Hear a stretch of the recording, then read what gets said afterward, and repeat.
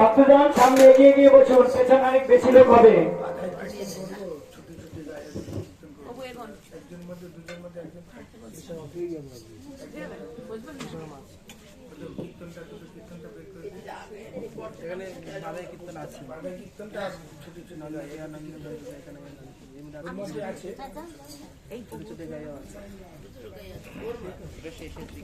এখন জন্ম উৎসব নন্দোৎসব হবে না,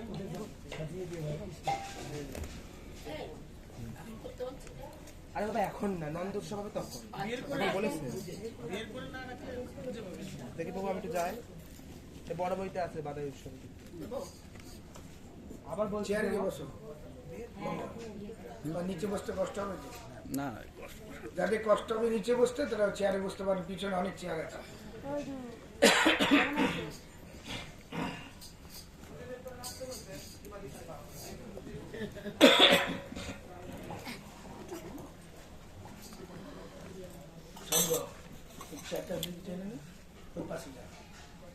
মার পাশে মাসির পাশে বস, মাসির পাশে বস।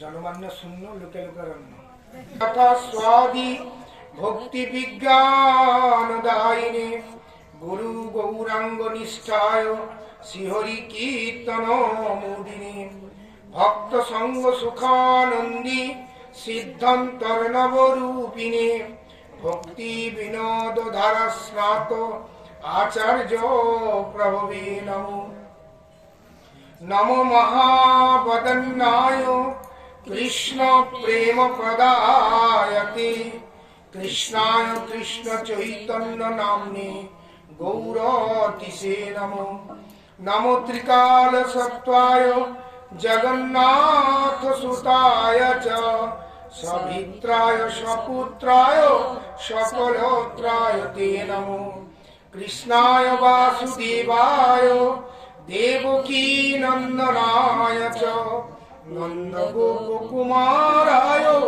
গোবিন্দায় নমো নমো হে গোপালক হে কৃপা জননিধে হে সিন্ধু কন্যাপতি হে কংস ঘাতক হে গজেন্দ্র করুণা পারি হে মাধব হে রামানুজ হে জগত্তর গুরু হে পুণ্ডরীকাক্ষমাং হে গোপী জগন্নাথ পালয়ন পরম জানামি ন ত্বং বিনা কস্তুরী তিলকং ললাট পটলে বক্ষস্থলে কৌস্তুভম নাসাগ্রে বরমৌতিকম করতলে বেণুকরে কঙ্কণম সর্বাঙ্গি হরিচন্দনং সুললিতম কণ্ঠে চ মুক্তাবলী গোপস্ত্রী পরিবেষ্টিত বিজয়তে গোপাল চূড়ামণি ঈশ্বর পরম কৃষ্ণ সচ্চিদানন্দ বিগ্রহ অনাদি আদি গোবিন্দ সর্বকারণ কারণম চিন্তামণি প্রকর সদ্মসুকল্প বিক্ষ লক্ষাবিতেষু সুরভীয় বিপালয়ন্তম লক্ষ্মী সহস্রশত সম্ভ্রম সেব্যমানম গোবিন্দং আদি পুরুষং তমহং ভজামি বেনুম কনন্তরবিন্দ দলায় তক্ষ্যম বর্হাবতং সসিতম্বুধ সুন্দরঙ্গম কন্দর্পকোটিকমনীয় বিশেষ শোভম গোবিন্দং আদি পুরুষং তমহং ভজামি অঙ্গানি যস্য সকলেন্দ্রিয় বৃত্তিমন্তি পশ্যন্তি পান্তি কলয়ন্তি চিরং জগন্তি আনন্দয় চিন্ময় সদুজ্জ্বল বিগ্রহস্য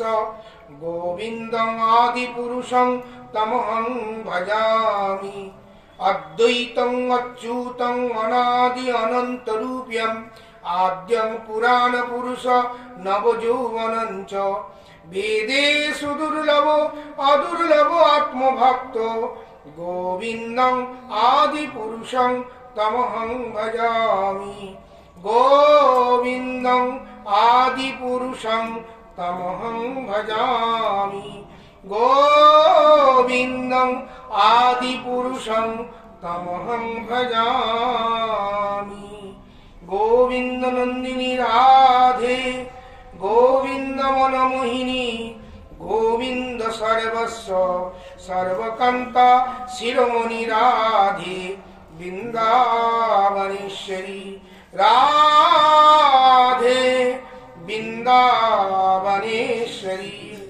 তমাদিদেবং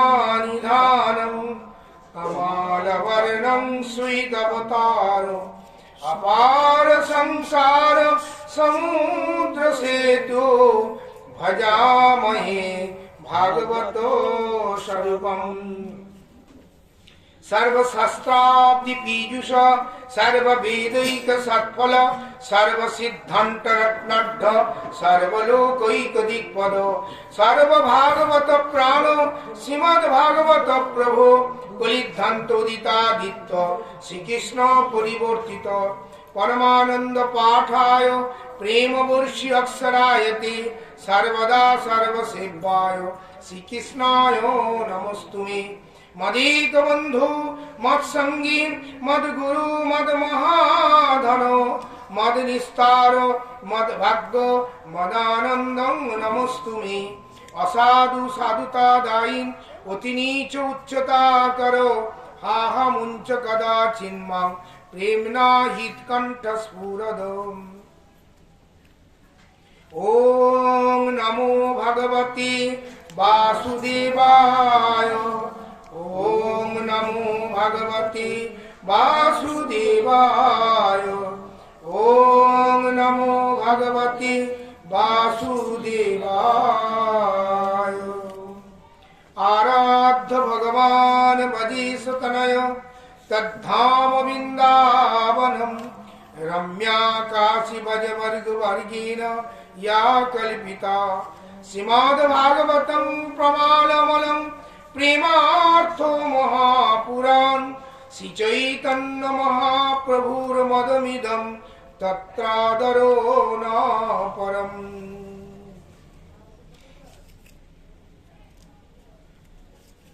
तमेव माता च पिता तमेव तमेव बन्धुश्च सखा तमेव तमेव विद्या द्रविणं तमेव तमेव सर्वं मम देव देवम्।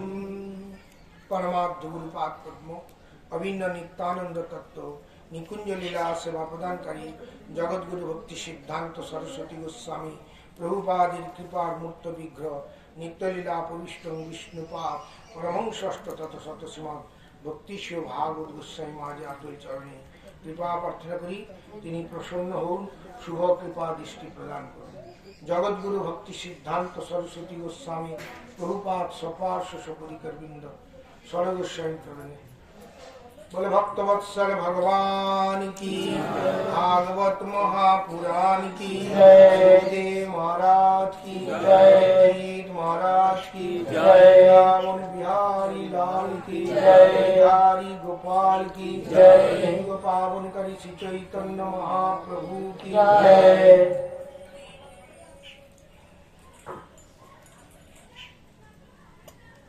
नंदिनी श्रीमती राधा रानी की गिरिधारी गोपाल की कलियुग पावन करी श्री चैतन्य महाप्रभु की हरे कृष्ण महामंत्र की जगन्नाथ भगवान की जगन्नाथ मंदिर की जय जगन्नाथ मंदिरे भागवत जयंती महामहोत्सव की परमार्थ गुरुपाठ पुष्पनित्रा भक्ति सुभागवत गोस्वामी महाराज की जगत गुरु प्रभुपाद सपार्श सपरिकरी बिंदु की सर्वस्वामी पाद की जय जय श्री राधे श्याम। আমরা কালকে প্রসঙ্গক্রমে সুখদেব গোস্বামী পাদ ভগবানের জন্মলীলা কথা বর্ণন করছেন।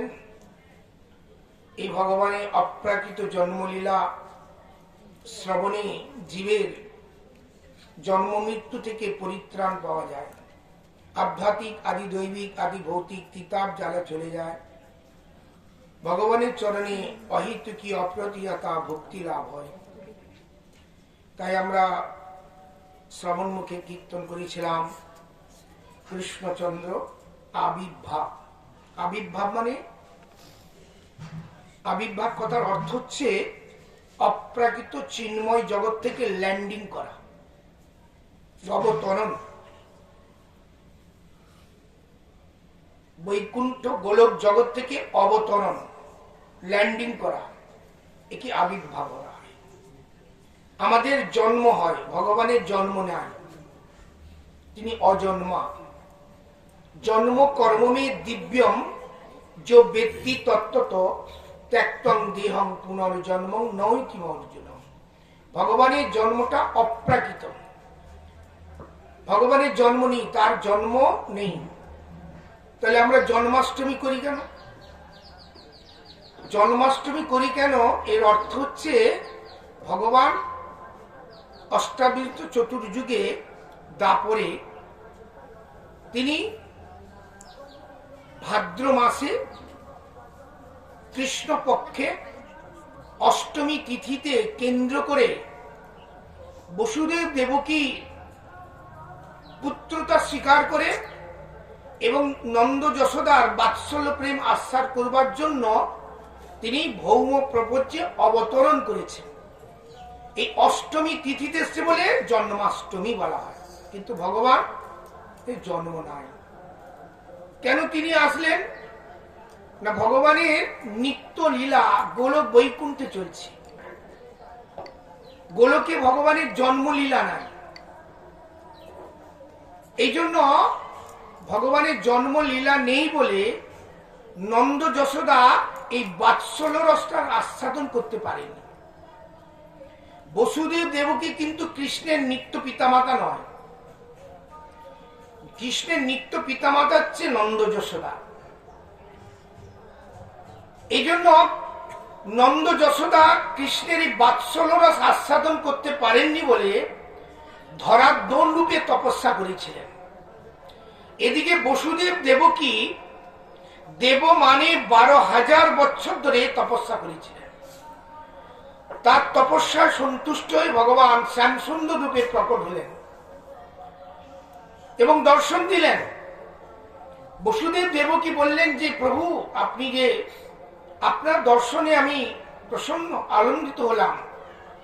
এবং বসুদেব দেবকীর তপস্যায় ভগবান সন্তুষ্ট হয়েছেন। ভগবান বললেন তোমরা আমার কাছে কিছু বর চাও। বসুদেব দেবকী বললেন প্রভু, যদি বরই দিতে চান আপনার মতন যেন একটা ছেলে হয়। ভগবান বলছে আমার মতন তো কেউ হতে পারে না, আমার সমানও কেউ নেই, আমার ঊর্ধ্ব কেউ নেই, আমার মতন কেউ ছেলে হতে পারে না, তোমরা অন্য কোনো বর চাও। তো বসুদেব দেবকী বললেন না, যদি বরই দিতে চান আপনার মতন যেন একটা ছেলে হয়। তখন ভগবান বললেন তাহলে আমাকেই জন্ম ভগবানের জন্ম নেই, তিনি জন্মলীলা করলেন। যিনি অপ্রাকৃত তিনি প্রাকৃত জগতে আসলেন। যিনি ঈশ্বর তিনি নশ্বর জগতে আসলেন। যিনি বড় তিনি ছোটর কাছে ধরা দিলেন। যিনি মুক্তিদাতা তিনি বন্দি ঘরে আসলেন। ভগবান কোথায় জন্ম হয়েছিলেন? কলকাতা, দিল্লি, বোম্বে, বৃন্দাবনে। কেন? বৃন্দাবনে কি স্বাভাবিক প্রেম, প্রীতি, ভালোবাসা আছে। আমাদের এখানে সেইটা নেই, সেই জন্য তিনি বৃন্দাবনে আসলেন। কোন বড় লোকের বাড়িতে জন্ম হয়েছিল নাকি? জমিদার, ধনবান ব্যক্তি, মারোয়ারি, গুজরাটি বাড়িতে না, অশিক্ষিত ঘোষ পল্লীতে। কেন? যেখানে প্রেম আছে, প্রীতি আছে, ভালোবাসা আছে, সেখানেই ভগবান আবির্ভূত হয়েছে। যিনি মুক্তিদাতা তিনি বন্দি ঘরে, কারাগারে জন্ম হলেন। যিনি অপ্রাকৃত তিনি প্রাকৃত জগতে আসলেন। যিনি ঈশ্বর তিনি নশ্বর জগতে আসলেন। যিনি ভূমা পুরুষ ব্যাপক তিনি ভৌম প্রপঞ্চে আসলেন। প্যারালাল, যিনি ভূমা পুরুষ তিনি ভৌম জগৎ, যার জন্ম নেই তিনি জন্মলীলা প্রকট করলেন। তো বসুদেব দেবকী যখন প্রার্থনা করেছিলেন পুত্ররূপে, ভগবান বলেছিলেন তথাস্তু তথাস্তু তথাস্তু, 3 বার তথাস্তু বলেছিলেন। 3 জন্ম পুত্রত্ব স্বীকার করেছিলেন। প্রথম জন্মে বসুদেব দেবকী সুতপা পিষ্ণি গর্ভরূপে ভগবান যজ্ঞেশ্বর নারায়ণ রূপে তার কাছে এসেছিলেন। দ্বিতীয় জন্মে কশ্যপ অদিতির কাছে ভগবান বামনদেব রূপে, অথবা কৌশল্যা দশরথ মাঝখানে ভগবান রামচন্দ্র রূপে এসেছিলেন। তৃতীয় জন্মে বসুদেব দেবকীর কাছে ভগবান বাসুদেব কৃষ্ণ রূপে আবির্ভূত হলেন। ভগবান যখন আবির্ভূত হলেন তখন সকলের আনন্দ। কাদের আনন্দ? বলছে ভগবানের আবির্ভূত হয়েছেন তো, তাই আনন্দে সবাই আত্মহারা হয়ে গেছে। কেন? কি আজকে জন্মলীলা করছেন? আনন্দময় ব্রহ্ম। যিনি আনন্দময় ব্রহ্ম তিনি জন্মলীলা করছেন। তাহলে কি হবে? দুঃখ হবে না আনন্দ হবে? আনন্দ হবে। তো আনন্দময় ব্রহ্ম এসেছে। তাই কার আনন্দ? বলে নদীর আনন্দ। বলে নদীর আনন্দ কেন? যমুনা নদী বলছে ভগবান তো বৃন্দাবনে আবির্ভূত হবেন, এই যমুনা নদীতে তিনি বিহার করবেন, আমি গোবিন্দের চরণ পাবো, তাই বৃন্দা যমুনা নদীর আনন্দ। পৃথিবীর আনন্দ, পৃথিবী বলছে ভগবান তো পৃথিবীতে আসবেন, তো পৃথিবীতে তিনি বিচরণ করবেন। তো পৃথিবী মানে পৃথিবী দেবী, ভূদেবী, তিনি ভাবছেন আমি গোবিন্দের চরণ পাবো, এই জন্য তিনি আনন্দ। পবন দেবের আনন্দ, পবন দেব মানে বাতাস, তার আনন্দ কেন? পবন দেব বলছে আমার পুত্র হনুমান রামচন্দ্র লীলায় ভগবানের সেবা করেছে, আমি তো করতে পারিনি। তো পবন দেব বলছে ভগবান তো বৃন্দাবনে আবির্ভূত হবেন, বৃন্দাবনে যখন বিহার করবেন ভগবানের চরণ ধুলি নিয়ে আমি ভক্তের মাথায় অভিষিক্ত বলো, প্রেম সে বলো রাধে রাধে। তাই পবন দেবের আনন্দ। অগ্নির আনন্দ, বলে অগ্নির আনন্দ কেন? অগ্নি অর্থাৎ কংসের অত্যাচারে সমস্ত দেব পূজা, যজন যজ্ঞ সমস্ত কিছু বন্ধ করে দিয়েছে। তো ভগবান আসছে বলে অগ্নি স্বতঃসুপ্ত ভাবে প্রকাশিত হয়েছে। মেঘের আনন্দ, বলে মেঘের আনন্দ কেন? মেঘ ভাবছি ভগবান তো আসবেন, ভগবান কি বর্ণ? শ্যামবর্ণ। তো মেঘকে কি বলা হয়? শ্যামবর্ণ। নব নীরদ নিন্দিত কান্তি ধরম রস সাগর নাগর ভূপর। মেঘ বলছে প্রভু তো আমার বর্ণ নিয়ে আসবে, তাই মেঘের আনন্দ। হ্যাঁ, সাধুদের আনন্দ কেন? আজকে সদ্বস্তু, নিত্য বস্তু, বাস্তব বস্তু, মঙ্গলময় বস্তু, কল্যাণময় বস্তু, আনন্দময় বস্তু, প্রেমময় বস্তু ভগবান আসবে বলে সাধুদের আনন্দ, দেবতাদের আনন্দ। আর অসাধু যারা তারা ভয়ে আটকে উঠেছে, তাদের মৃত্যুরূপ কাল জন্ম হচ্ছে বলে তারা ভয় পাচ্ছে। এইভাবে ভগবান তিনি সকলকে আনন্দ সাগরে নিমজ্জিত করলেন। কালকে প্রসঙ্গক্রমে বলছিলাম যে ভগবান যখন আবির্ভূত হয়েছিলেন সমস্ত ঋতুটা একসঙ্গে প্রকটিত হয়েছিল। এই জন্য কি হয়েছিল? ভাদ্র মাসে আম্রমুকুল, ভাদ্র মাসে আম্রমুকুল হয় না, হয়েছিল। আর কি হচ্ছিল, রাত্রিবেলা পদ্ম ফুটেছে। রাত্রিবেলা কখনো পদ্ম ফুটে না, রাত্রিবেলা কোকিল ডাকছিল, রাত্রিবেলা কোকিল ডাকে না। মানে ভগবান আসছে বলে সব বিষম, আর কি সমস্ত ফুল ফলাদি পরিপূর্ণ হয়েছে। আচ্ছা, ভগবান আবির্ভূত হয়েছিলেন কোন তিথিতে? অষ্টমীতে। পূর্ণিমাতে না তো, অমাবস্যা না। তাহলে ভগবানের বর্ণটা কি হবে? যদি অমাবস্যা হতো তাহলে কি হতো? কালো হতো। আর যদি পূর্ণিমা হতো তাহলে ফর্সা হতো। তো ভগবান ফর্সা না কালো? হ্যাঁ, শ্যামবর্ণ। এই জন্য অষ্টমী তিথি। অষ্টমী তিথি মানে না পূর্ণিমা না অমাবস্যা, মাঝখানে ওই জন্য অষ্টমী তিথি। আচ্ছা, রোহিণী নক্ষত্রতে এলেন কেন? অন্যান্য নক্ষত্র থাকতে তো রোহিণী নক্ষত্র, মানে তিনি দেবকীর কাছে আসছেন তো। এই যে দেবকী মাতা বসে আছে, দেবকী মাতার কাছে আসছেন তো, তাই রোহিণী মাতা মনে দুঃখ পেতে পারে, তাই রোহিণী নক্ষত্রকে তিনি আশ্রয় করলেন। তাই ভাদ্র মাসে কৃষ্ণ পক্ষে অষ্টমী তিথি রোহিণী নক্ষত্রে ভগবান আবির্ভূত হলেন। বলে ভগবান কৃষ্ণচন্দ্র কি জয়, ভগবান কৃষ্ণচন্দ্র কি জয়, ভগবান কৃষ্ণচন্দ্র কি। এই জন্য ভগবানের আবির্ভাব অতি আনন্দদায়ক, প্রেমময়।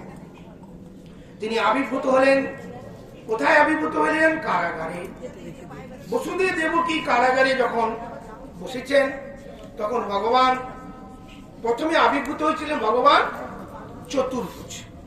চতুর্ভুজ মানে শঙ্খ চক্র গদা পদ্ম।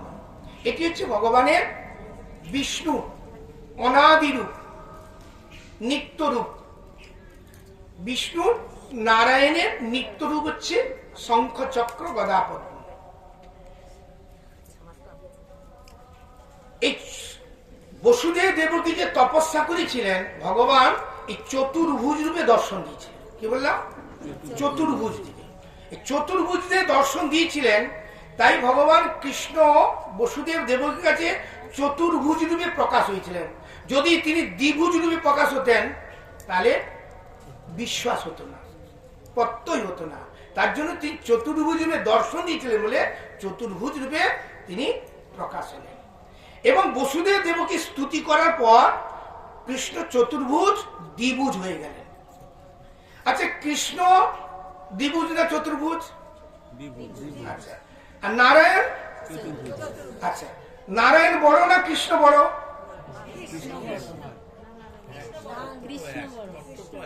তত্ত্ব তো এক, লীলাগত রসগত ভাবে কি করে বড় হলো? আচ্ছা, 64 গুণ আছে। হ্যাঁ, এটা বিচার। নারায়ণ তো সত্য যুগে, কৃষ্ণ দাপর যুগে, তাহলে কৃষ্ণ ছোট ভাই, নারায়ণ বড় ভাই? তা তো নয়। কৃষ্ণ অনাদি আদি গোবিন্দ। কৃষ্ণের বিলাস মূর্তি হচ্ছে নারায়ণ। কৃষ্ণের বিলাস মূর্তি হচ্ছে নারায়ণ।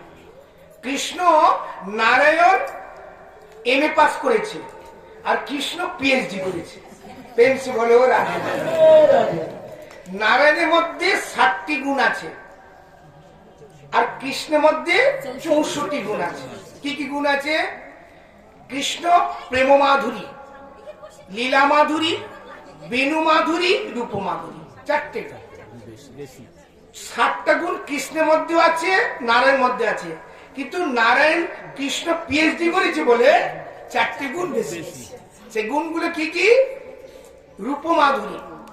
নারায়ণের একটাই রূপ, রূপ পরিবর্তন করতে পারে না, কিন্তু কৃষ্ণ ক্ষণ ক্ষণ রূপ পরিবর্তন করতে পারে। রূপ মাধুরী, রূপের মাধুরী, কিন্তু নারায়ণের রূপের মাধুরী নেই। নারায়ণ শ্যাম সুন্দর, ভগবান বিষ্ণু তত্ত্ব, কৃষ্ণই নারায়ণ। আর নারায়ণ বাঁশি বাজাতে পারবেন না, কিন্তু কৃষ্ণ বংশী বাজিয়েছিলেন। নারায়ণের কোনো লীলা নেই, আবির্ভূত হয়েছেন, ভক্তকে কৃপা করেছেন, আবার অন্তর্ধান করেছেন। আর নারায়ণ কারোর সঙ্গে প্রেম করেনি, কিন্তু কৃষ্ণ প্রেম করেছে। এই জন্য প্রেম মাধুরী, রূপ মাধুরী, লীলা মাধুরী, বেণু মাধুরী, এই 4টে গুণ বেশি বলে নারায়ণ থেকে কৃষ্ণ শ্রেষ্ঠ। বা কৃষ্ণ হচ্ছে অনাদির আদি গোবিন্দ, সর্বকারণের কারণ। নারায়ণ হচ্ছে কৃষ্ণের বিলাস মূর্তি। তাই ভগবান চতুর্ভুজ রূপে দেবকী বসুদেবের কাছে আবির্ভূত হলেন। কেন? যেহেতু তিনি ওই রূপে দর্শন দিয়েছিলেন। তো আবির্ভূত হওয়ার পর বসুদেব দেবকী মনটা বিষণ্ণ হয়ে গেল। বলে কেন? বলে ছেলে হয়েছে আনন্দ হবে, দুঃখ কেন? বলে ছেলে হয়েছে 4 হাত, এই 4 হাত ছেলেকে নিয়ে কি করে আদর করবে? তো তখন তো বুকে তো জড়ানো যায় না, আদর করা যে খুব কষ্টের ব্যাপার। তো এই জন্য দুঃখিত হয়ে গেলেন।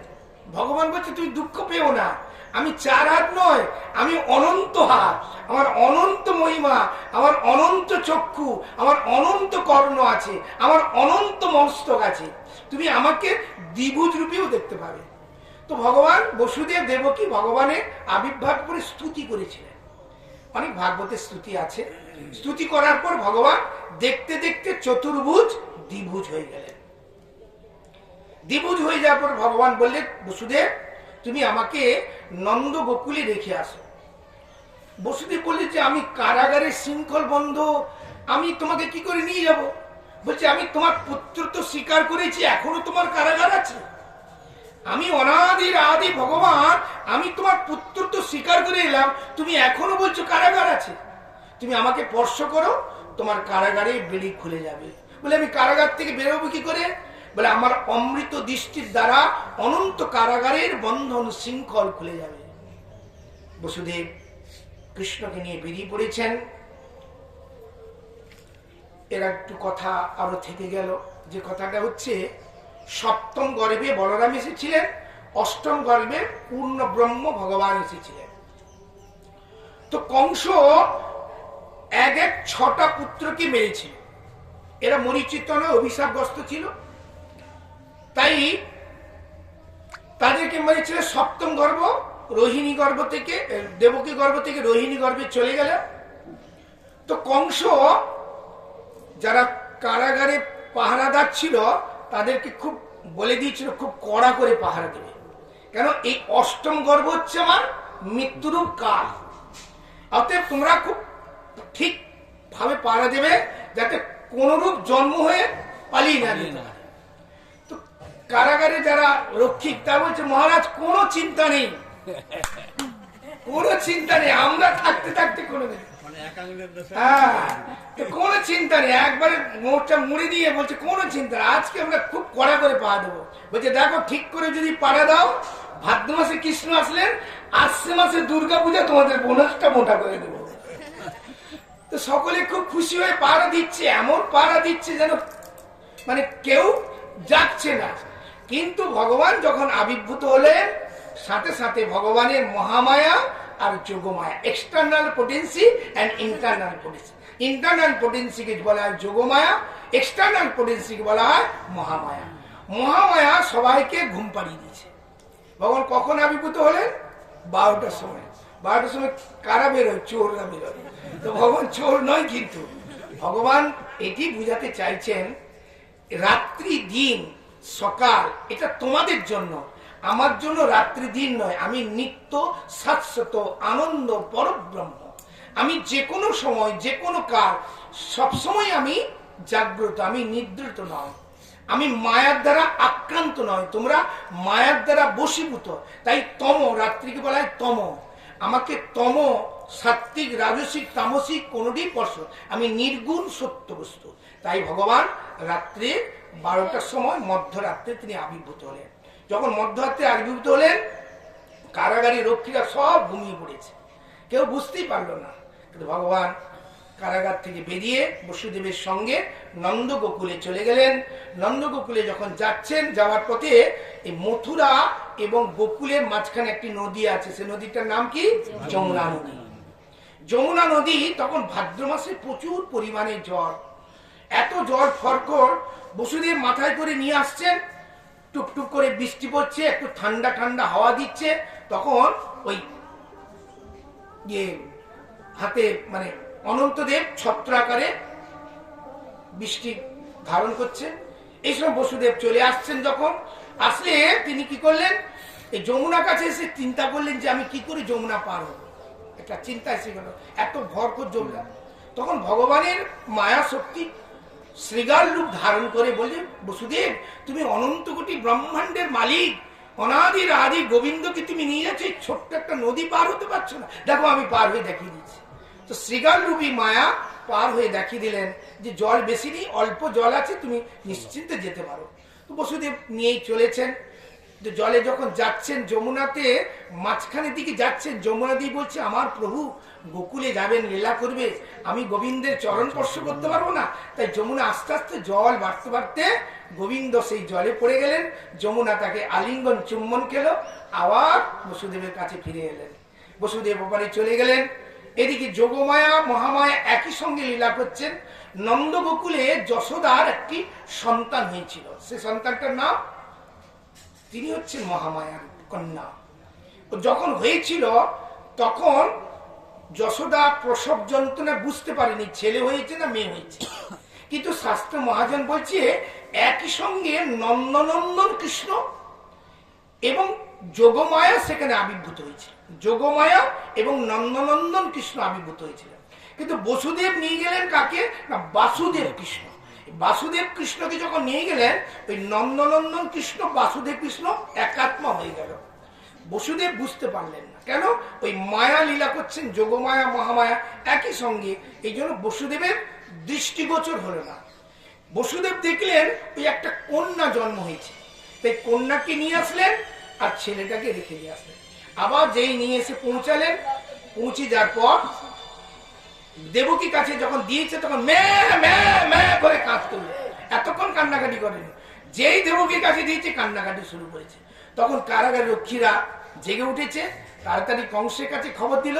কংস তাড়াতাড়ি দ্রুত গতিতে এসেছিল, ঘুমাচ্ছিল, ওই অবস্থা, ভালো করে ড্রেসিং করে আসতে পারেনি, বলবো না, মানে ওই অবস্থায় চলে এসছে। তো এসে তাড়াতাড়ি করে দেবকী বলছে দে তো, এ মৃত্যুরূপ আমার কাল। দেবকী বললে ভাই তুমি তোমার একটা নয় 6-6টা ছেলেকে মেরেছো, আর সপ্তম গর্ভপাত হয়েছে, নষ্ট হয়ে গেছিল, আর অষ্টম গর্ভে হওয়ার কথা ছিল ছেলে, হলো কি? ভালো লাগছে শুনতে কথাটা? যদি এই কথা কারো বাড়ি হওয়ার কি করবে, তাহলে ডাক্তারকে মারবে। তো হওয়ার কথা ছিল ছেলে, মেয়ে হলো। দেখো মেয়েটা তোমার কিছু ক্ষতি করবে না, আমি কথা দিচ্ছি তোমার ছেলের সঙ্গে আমার মেয়েকে বিয়ে দেবো, তুমি একে মেরো না। কিন্তু কংস পাপাত্মা নৃশংস, সে কোনো কিছুই শুনলো না, জোরপূর্বক ওই ছেলেটাকে মেয়েটাকে কেড়ে নিয়ে ওই আগে যেখানে মেরেছিল একটা জায়গা দিয়েছিল, শিলার উপরে আছাড় দিয়ে দিয়ে মেরেছিল, মানে ধোপারে যেমন কাপড় কাছে ওরকম মেরেছিল। তো যখন ওই কংস ওই মানে কন্যাটাকে মারবার জন্য, যোগমায়া মহামায়ারূপ কন্যাকে যখন মারবার জন্য নিয়ে এসে আছাড় দিতে গেছে, কংসের হাত থেকে স্লিপ করে কংসের মাথায় লাথি মেরে অষ্টভুজা মূর্তি ধারণ করলো। ওরে মূর্খ কংস, তো কি আমাকে মেরে তোর কি লাভ? আর বসুদেব দেবকে কেন কষ্ট দিচ্ছি? তোমাকে যে বধিবে গোকুলে সে বাড়িছে না, তোমাকে যে মারবে সে কোথাও না কোথাও জন্ম নিয়েছে, তোর মৃত্যুরূপ কাল অবশ্যই এসে গেছে। তুই বসুদেবকে দুঃখ দিস না, আর তুই যদি তাকে দুঃখ দিস তাহলে তোর আমি বিনাশ করবো, এই বলে অন্তর্ধান করলো। সেই মহামায়া তিনি হচ্ছে বৃন্দাবন, বৃন্দাবনে বৃন্দাবন নয়, হিমাচল প্রদেশে বৃন্দা দেবী রূপে সেখানে প্রকট হল। যারা বেঁচে বৃন্দাবন, বৃন্দাবন না বৃন্দাচল, হিমাচল প্রদেশের কাছে বৃন্দাচল প্রদেশ, বৃন্দাচল প্রদেশ বলা হয়। ওই অষ্টভুজা মূর্তি এইখানে পশ্চিমবঙ্গে 2 জায়গা হয়। কোথায় কোথায়? আদ্যাপীঠের কাছে বৃন্দাবাসী মায়ের মন্দির আছে, ওই জামাই ষষ্ঠীর দিন ওখানে পুজো হয়।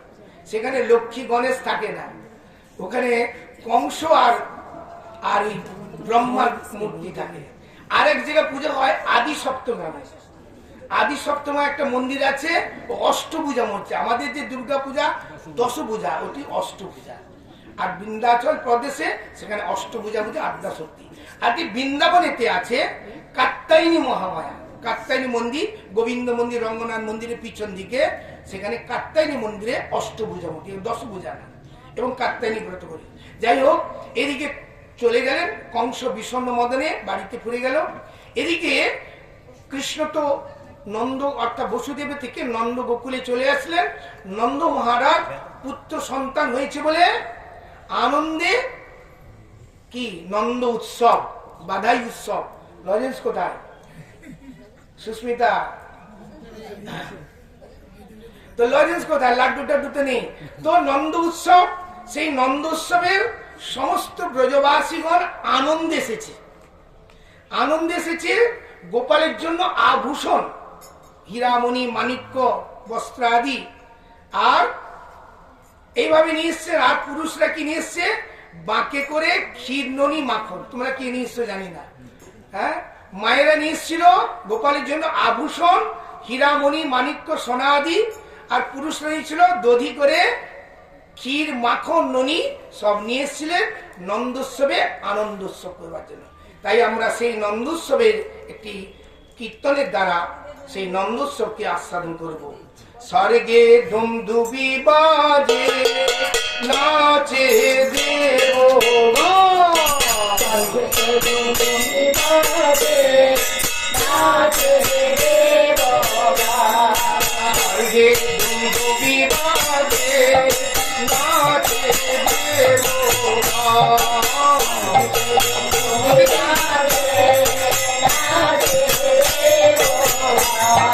হরি হরি হরি ধ্বনি হরি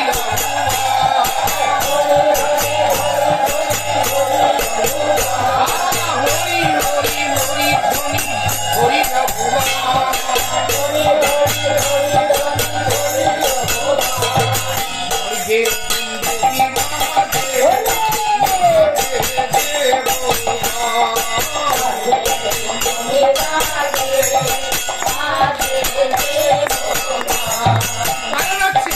ব্রহ্মা নাচে, শিব নাচে, আর নাচে ইন্দ্র, ব্রহ্মা নাচে, শিব নাচে, আর নাচে ইন্দ্র, ব্রহ্মা নাচে, শিব নাচে, আর নাচে ইন্দ্র, ব্রহ্মা নাচে, শিব নাচে, আর নাচে ইন্দ্র, গোকুলে গোয়ালা নাচে পাইয়া গোবিন্দ, গোকুলে গোয়ালা নাচে পাইয়া গোবিন্দ, গোকুলে গোয়ালা নাচে পাইয়া গোবিন্দ, গোকুলে গোয়ালা নাচে পাইয়া গোবিন্দ, স্বর্গে ধুমধুবি বাজে নাচে দেবগণ, স্বর্গে ধুমধুবি বাজে নাচে দেবগণ।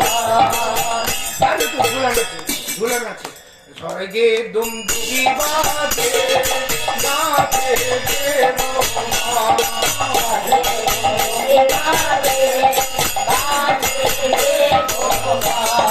ব্রহ্মা নাচে, শিব নাচে, আর নাচে ইন্দ্র, ব্রহ্মা নাচে, শিব নাচে, আর নাচে ইন্দ্র, গোকুলে গোয়ালা নাচে পাইয়া গোবিন্দ, গোকুলে গোয়ালা নাচে পাইয়া গোবিন্দ, সঙ্গে ধুমধুবি বাজে নাচে দেবগণ,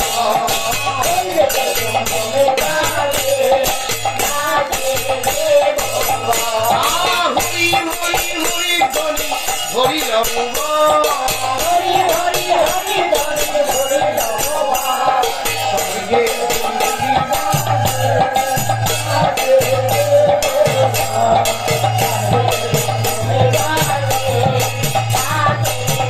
দেবগণ, স্বর্গে নাচে দেবগণ, পাতালে নাচে পুরী, স্বর্গে নাচে দেবগণ, পাতালে নাচে পুরী, অন্তপুরে রানী নাচে পাইয়া নীলমণি, অন্তপুরে রানী নাচে পাইয়া নীলমণি, অন্তপুরে রানী নাচে পাইয়া নীলমণি, অন্তপুরে রানী নাচে পাইয়া নীলমণি, স্বর্গে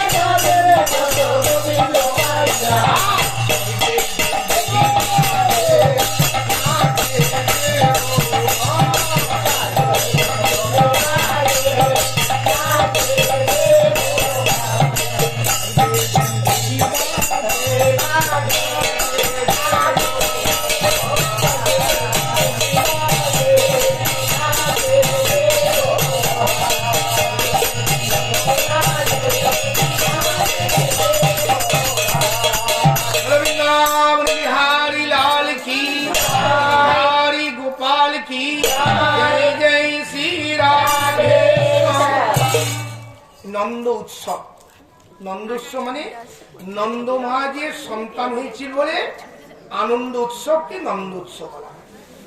এই নন্দ উৎসবে সমস্ত ব্রজবাসীরা আনন্দে নৃত্য করেছিল। ক্ষীর, ননি, মাখন, লাড্ডু, মিঠাই ছড়াছড়ি করেছিল। তো এখানে লাড্ডু ছড়ানো হলো না, লাড্ডু হবে কিন্তু ওই যে লাড্ডু লাড্ডু ছড়াতে গেলে পড়ে যাবে। জানি না মুখে ঢোকাতে হবে না। তো এইভাবে আনন্দ করছে এক বুড়ি। বুড়ি মানে 3 কাল গেছে 4 কালে ঠিকেছে। তো সে বুড়ি দাঁত পাতিটা নেই, একবারে ফোকলা দাঁত। তো ও বলছে কি কা হইবা কি হয়েছে? নন্দের ছেলে না মেয়ে হয়েছে? কা হইবা হাঁ করেছে, ওই লাড্ডু ছুটতে গিয়ে একটা মুখে তুলে গেছে। রাধে রাধে। তো আমি লাড্ডু ছুড়বো কার মুখে ঢুকে যাই না, পরে নষ্ট হবে। তো যাই হোক, এইভাবে আনন্দ উৎসবে সবাই। এদিকে নন্দ মহারাজের পুত্র সন্তান হয়েছে বলে নন্দ মহারাজ কংসকে কর দেওয়ার জন্য মথুরা যাওয়ার জন্য চিন্তা করলেন। কিছু অপুঢৌকন, হীরামণি, মাণিক্য আদি, ক্ষীর, ননি, দুগ্ধ আদি ইত্যাদি নিয়ে তিনি চলেছেন। এদিকে কৃষ্ণ জন্ম হওয়ার পর কংস মায়ার দেবীর দ্বারা লাথি খেয়ে বুদ্ধিটা শুদ্ধ হলো না। একমাত্র সাধুর লাথি যদি খেত তাহলে ভালো হতো, কিন্তু মায়ের লাথিতে বুদ্ধিটা শুদ্ধ হলো না। কংস চিন্তা করছে, কংসের যারা বন্ধু ছিল অনুচর আদি, তারা এসে বলছে মহারাজ কেন চিন্তা করছেন? বলছে কালকে লাথি খেয়েছি। কাল লাথি খেয়েছি বলবো নাকি? না থাক, আমরা তো সবসময় খেয়ে থাকি। প্রেম সে বলে রাখে কি খাও না সবসময়, প্রেম সে বলে রাখে। তো সেই জন্য লজ্জাতে মাথা নত হয়ে গেছে। বলছে মহারাজ কোনো চিন্তা করবেন, আমরা থাকতে থাকতে আপনার টঙ্কা ধ্বনিতে সমস্ত দেবতারা পর্যন্ত রণ ছেড়ে হয়ে যায়। আর ব্রহ্মা কি করবে? ও তো ধ্যানে মগ্ন। শিব ও তো শ্মশানে থাকে। আর বিষ্ণু থাকে কোথায়? বাচ্চা ছেলে, বট গাছ, অসুস্থ গাছ, ব্রাহ্মণ, গো, দেবতা। ও বিষ্ণু কিছু করতে পারবে না। অতএব এই 10 দিনের মধ্যে যত ছেলে মেয়ে হয়েছে সবকে আমরা বধ করে দেবো, আপনি খালি আদেশ করুন। তো কংস যখন পাপাত্মা, তার বন্ধু এবং সহচররা তেমনি ছিল, কংসের আদেশে নির্ঘন্ত ভাবে সমস্ত বাচ্চা ছেলেগুলোকে হত্যা করতে লাগলো। এদিকে পুতনা নামে এক রাক্ষসীকে কংস প্রেরণ করেছে, বালঘাতিনী। পুতলা বালঘাতিনী জিঘ্রংসী চরন্তু পুরোগ্রাম যজাসু। কংসের প্রেরিত এক পুতনা বলে এক রাক্ষসী, ভয়ানক রাক্ষসী। এমন রাক্ষসী বাচ্চা ছেলেগুলো ঘাড়গুলো মুটকে রাখতে পারত। ঘুরতে নন্দ গোকুলে আসছে। যখন নন্দ গোকুলে আসছে কিন্তু ওই রাক্ষসী বেশি আসেনি, খুব সুন্দর রমণী বেজে আসছে, আর খুব সুন্দর সেজে গুজে আসছে। কেমন সেজেছে বলবো নাকি? না, সবাই তো জানো। খুব সুন্দর করে সাউথ ইন্ডিয়ান শাড়ি পরেছে, আর সেনকো জুয়েলার্স থেকে বেশ অলংকার গুলো নিয়েছে। আরেকটা কিছু বলবো নাকি? না, মানে খুব মেকআপ করেছে, ওটা বলছি না। প্রেম সে বলে এইরকম খুব সুন্দর সেজে এমন যুবতী বেশি আসছে, কেউ দেখে তাকে রাক্ষসী বলে চিনতে পারছে না। তো আর একটা সুন্দর একটা ফুল নিয়ে ঘোরাতে আসছে। তো নন্দ যশোদার কোলে গোপাল ছিল। তো পুতনা আসছে দেখে গোপাল ভাবছি যে আমি যদি মায়ের কোলে থাকি তো ও তো পুতনা আমাকে মারতে পারবে না। মায়ের কোলে সন্তান থাকলে একবারে মানে নিশ্চিন্ত, নির্বিঘ্ন, নির্বিপদ। তো ওই জন্য কৃষ্ণ চিন্তা করে আমি মায়ের কোলে যদি থাকি, আর যদি ও মারতে আসে তাহলে মায়ের ক্ষতি হবে। তো পুতনা মানে কৃষ্ণ চিন্তা করলেন আমি একটু ঘুমিয়ে পড়ি, মানে একটু নিদ্রা ভাব করলেন। যেই নিদ্রা ভাব করে চোখ বন্ধ করছে, যশোদা ভাবছে ছেলেরা তো দুধ পাওয়া হয়ে গেছে, একটু হয়তো বিশ্রাম করবে, তাকে একটু দোলনাতে শুয়ে দিই। এই পুতনা আসছে, এমন ভাবে আসছে, ও নন্দরানী, ও যশোদা, তোমার নাকি ছেলে হয়েছে। ওই কি মায়ের থেকে মাসির দরদ বেশি বলে না ওই কথা? কিন্তু মা তো মা, মাসির দরদ বেশি হতে পারে না। মায়ের বাৎসল্য প্রেম, মায়ের স্তনপান করে সন্তান বড় হয়, মাসির হয় না। এটা একটা প্রবাদ বাক্য। মায়ের বোনকে মাসি বলা হয়, মায়ের মতন ভালোবাসা থাকতে পারে, প্রীতি থাকতে পারে, কিন্তু বাৎসল্য প্রেম থাকে না। বন্ধা নারী না জানে পুত্রের বাৎসল্য। তো সেই জন্য পুতনা এমন ভাবে আসছে, মানে যশোদা রোহিণী আছে, কেউ কিছু বলতে পারছে না। ভাবছে ব্রহ্মাণী, কেউ বলছে ইন্দ্রাণী, কেউ বলছে চন্দ্রাণী, কেউ বলছে ভবানী। নিশ্চয়ই কোনো আমাদের গোপালকে দেখতে শিব পার্বতীর ইত্যাদি আসছে। এইভাবে পুতনা এসে বলছে, ও নন্দরানী, তোমার কি ছেলে হয়েছে? দেখি দেখি দেখি দেখি দেখে দেখে বলে ওই দোলনাতে ছেলে তুলেছে, তুলে নিয়েছে। গোপাল শুয়ে তুলেছে, তুলে নে, আহারে আহারে খুব করে করছে, খুব আদর করছে। বলে কি রে, খুব সুন্দর ছেলে, খুব ভালো ভালো। জানো জানো কেমন স্তনপান করতে হয়? মা ছেলেকে স্তনপান করতে শিখাতে হবে নাকি? ওটা অটোমেটিক।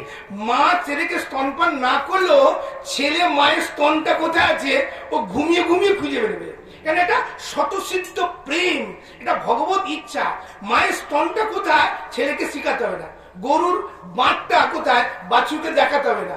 গরুর জন্ম হয়ে ওর মায়ের বাঁটটা কোথায় চিনে নেবে। দেখুন, অন্য গরু বাছুর, দুটো গরু থাকবে, ওর বাছুরটা যার বাছুর তার বাঁটে যাবে, ওর বাঁটে যাবে না। এগুলো একটা স্বতঃসিদ্ধ ভগবত কৃপা শক্তি। তো যেটা নিজে ওই বিষস্তন, কুটো কালকুট বিষস্তন নিয়ে এসে আঁচলটা সরিয়ে মুখে ঢুকিয়ে দিয়েছে। গোপাল বলছে, আমি বৃন্দাবনে এলাম, একটু ক্ষীর ননি মাখন খাবো, জন্ম হয়ে আমাকে বিষ পান করতে হবে? বলে ঠিক আছে, তাই হবে। তো ভগবান তখন স্তনপান করতে গিয়ে বাচ্চা ছেলে কি করে মায়ের স্তনটাকে ভালো করে ধরে, দিয়ে টান দেয়। যেই টান দিচ্ছে, পুতনা প্রাণটা শুদ্ধ টেনে আনছে। তখন বলে বলছে, ছাড়ো ছাড়ো ছাড়ো ছাড়ো। আমার গোবিন্দ বলছে, যে আমার কাছে আসে আমি তাকে কোনদিন ছাড়ি না। যে আমার শরণে যে আসে, যে আমার স্মরণে আসে, তাকে কোনোদিন ত্যাগ করি না। তো পুতনা তার সেই যে সুন্দর রমণী যুবতী রূপটা রাখতে পারছে না। তখন চিৎকার করতে করতে, গর্জন করতে করতে সে রাক্ষস মূর্তি ধারণ করছে। তখন ভগবান চিন্তা করলে, যদি এইখানে ওই রাক্ষসী মূর্তিটা ধারণ করে, তাহলে নন্দ গোকুলে ঘর বাড়ি সব ভেঙে যাবে। তো পুতনাকে নিয়েই ভগবান বেরিয়ে চলে, পুতনা গোপালকে নিয়ে বেরিয়ে গেছে। বেরিয়ে গিয়ে আকাশ মার্গে উড়ে চলে, আকাশ নিশাচরী বলা হয়, আকাশ মার্গে চলে। তো যখন চলে যাচ্ছে, তখন সবাই চিৎকারে, তো ব্রজবাসীরা সব যেন একটা আটকে উঠেছে। তারপরে সবাই গোপাল গোপাল গোপাল বলতে বলতে চিৎকার করতে দৌড়াচ্ছে, দৌড়াচ্ছে আকাশের দিকে তাকিয়ে দৌড়াচ্ছে। আকাশের দিকে তাকিয়ে দৌড়ালে কি হবে? হুচুটকে পড়ে যাবে। কিন্তু কেউ পড়লো না কেন? সকলে মন চিত্তটা গোবিন্দের চরণে নিবিষ্ট ছিল, তাই কেউ পড়লো না। এইভাবে পুতনা আকাশ মার্গে যাওয়ার পর তার প্রাণটা নিশ্চিত হওয়ার পরে পুতনা আছাড় করে শিলারপুর পড়লো। এখনো বৃন্দাবনে আছে পুতনা খাল বলা হয়, পুতনা খাল বা পুতনা হ্রদ বলা হয়। তো বিশাল শরীর, 16 কোষ বলছে, 16 কোষ লম্বা।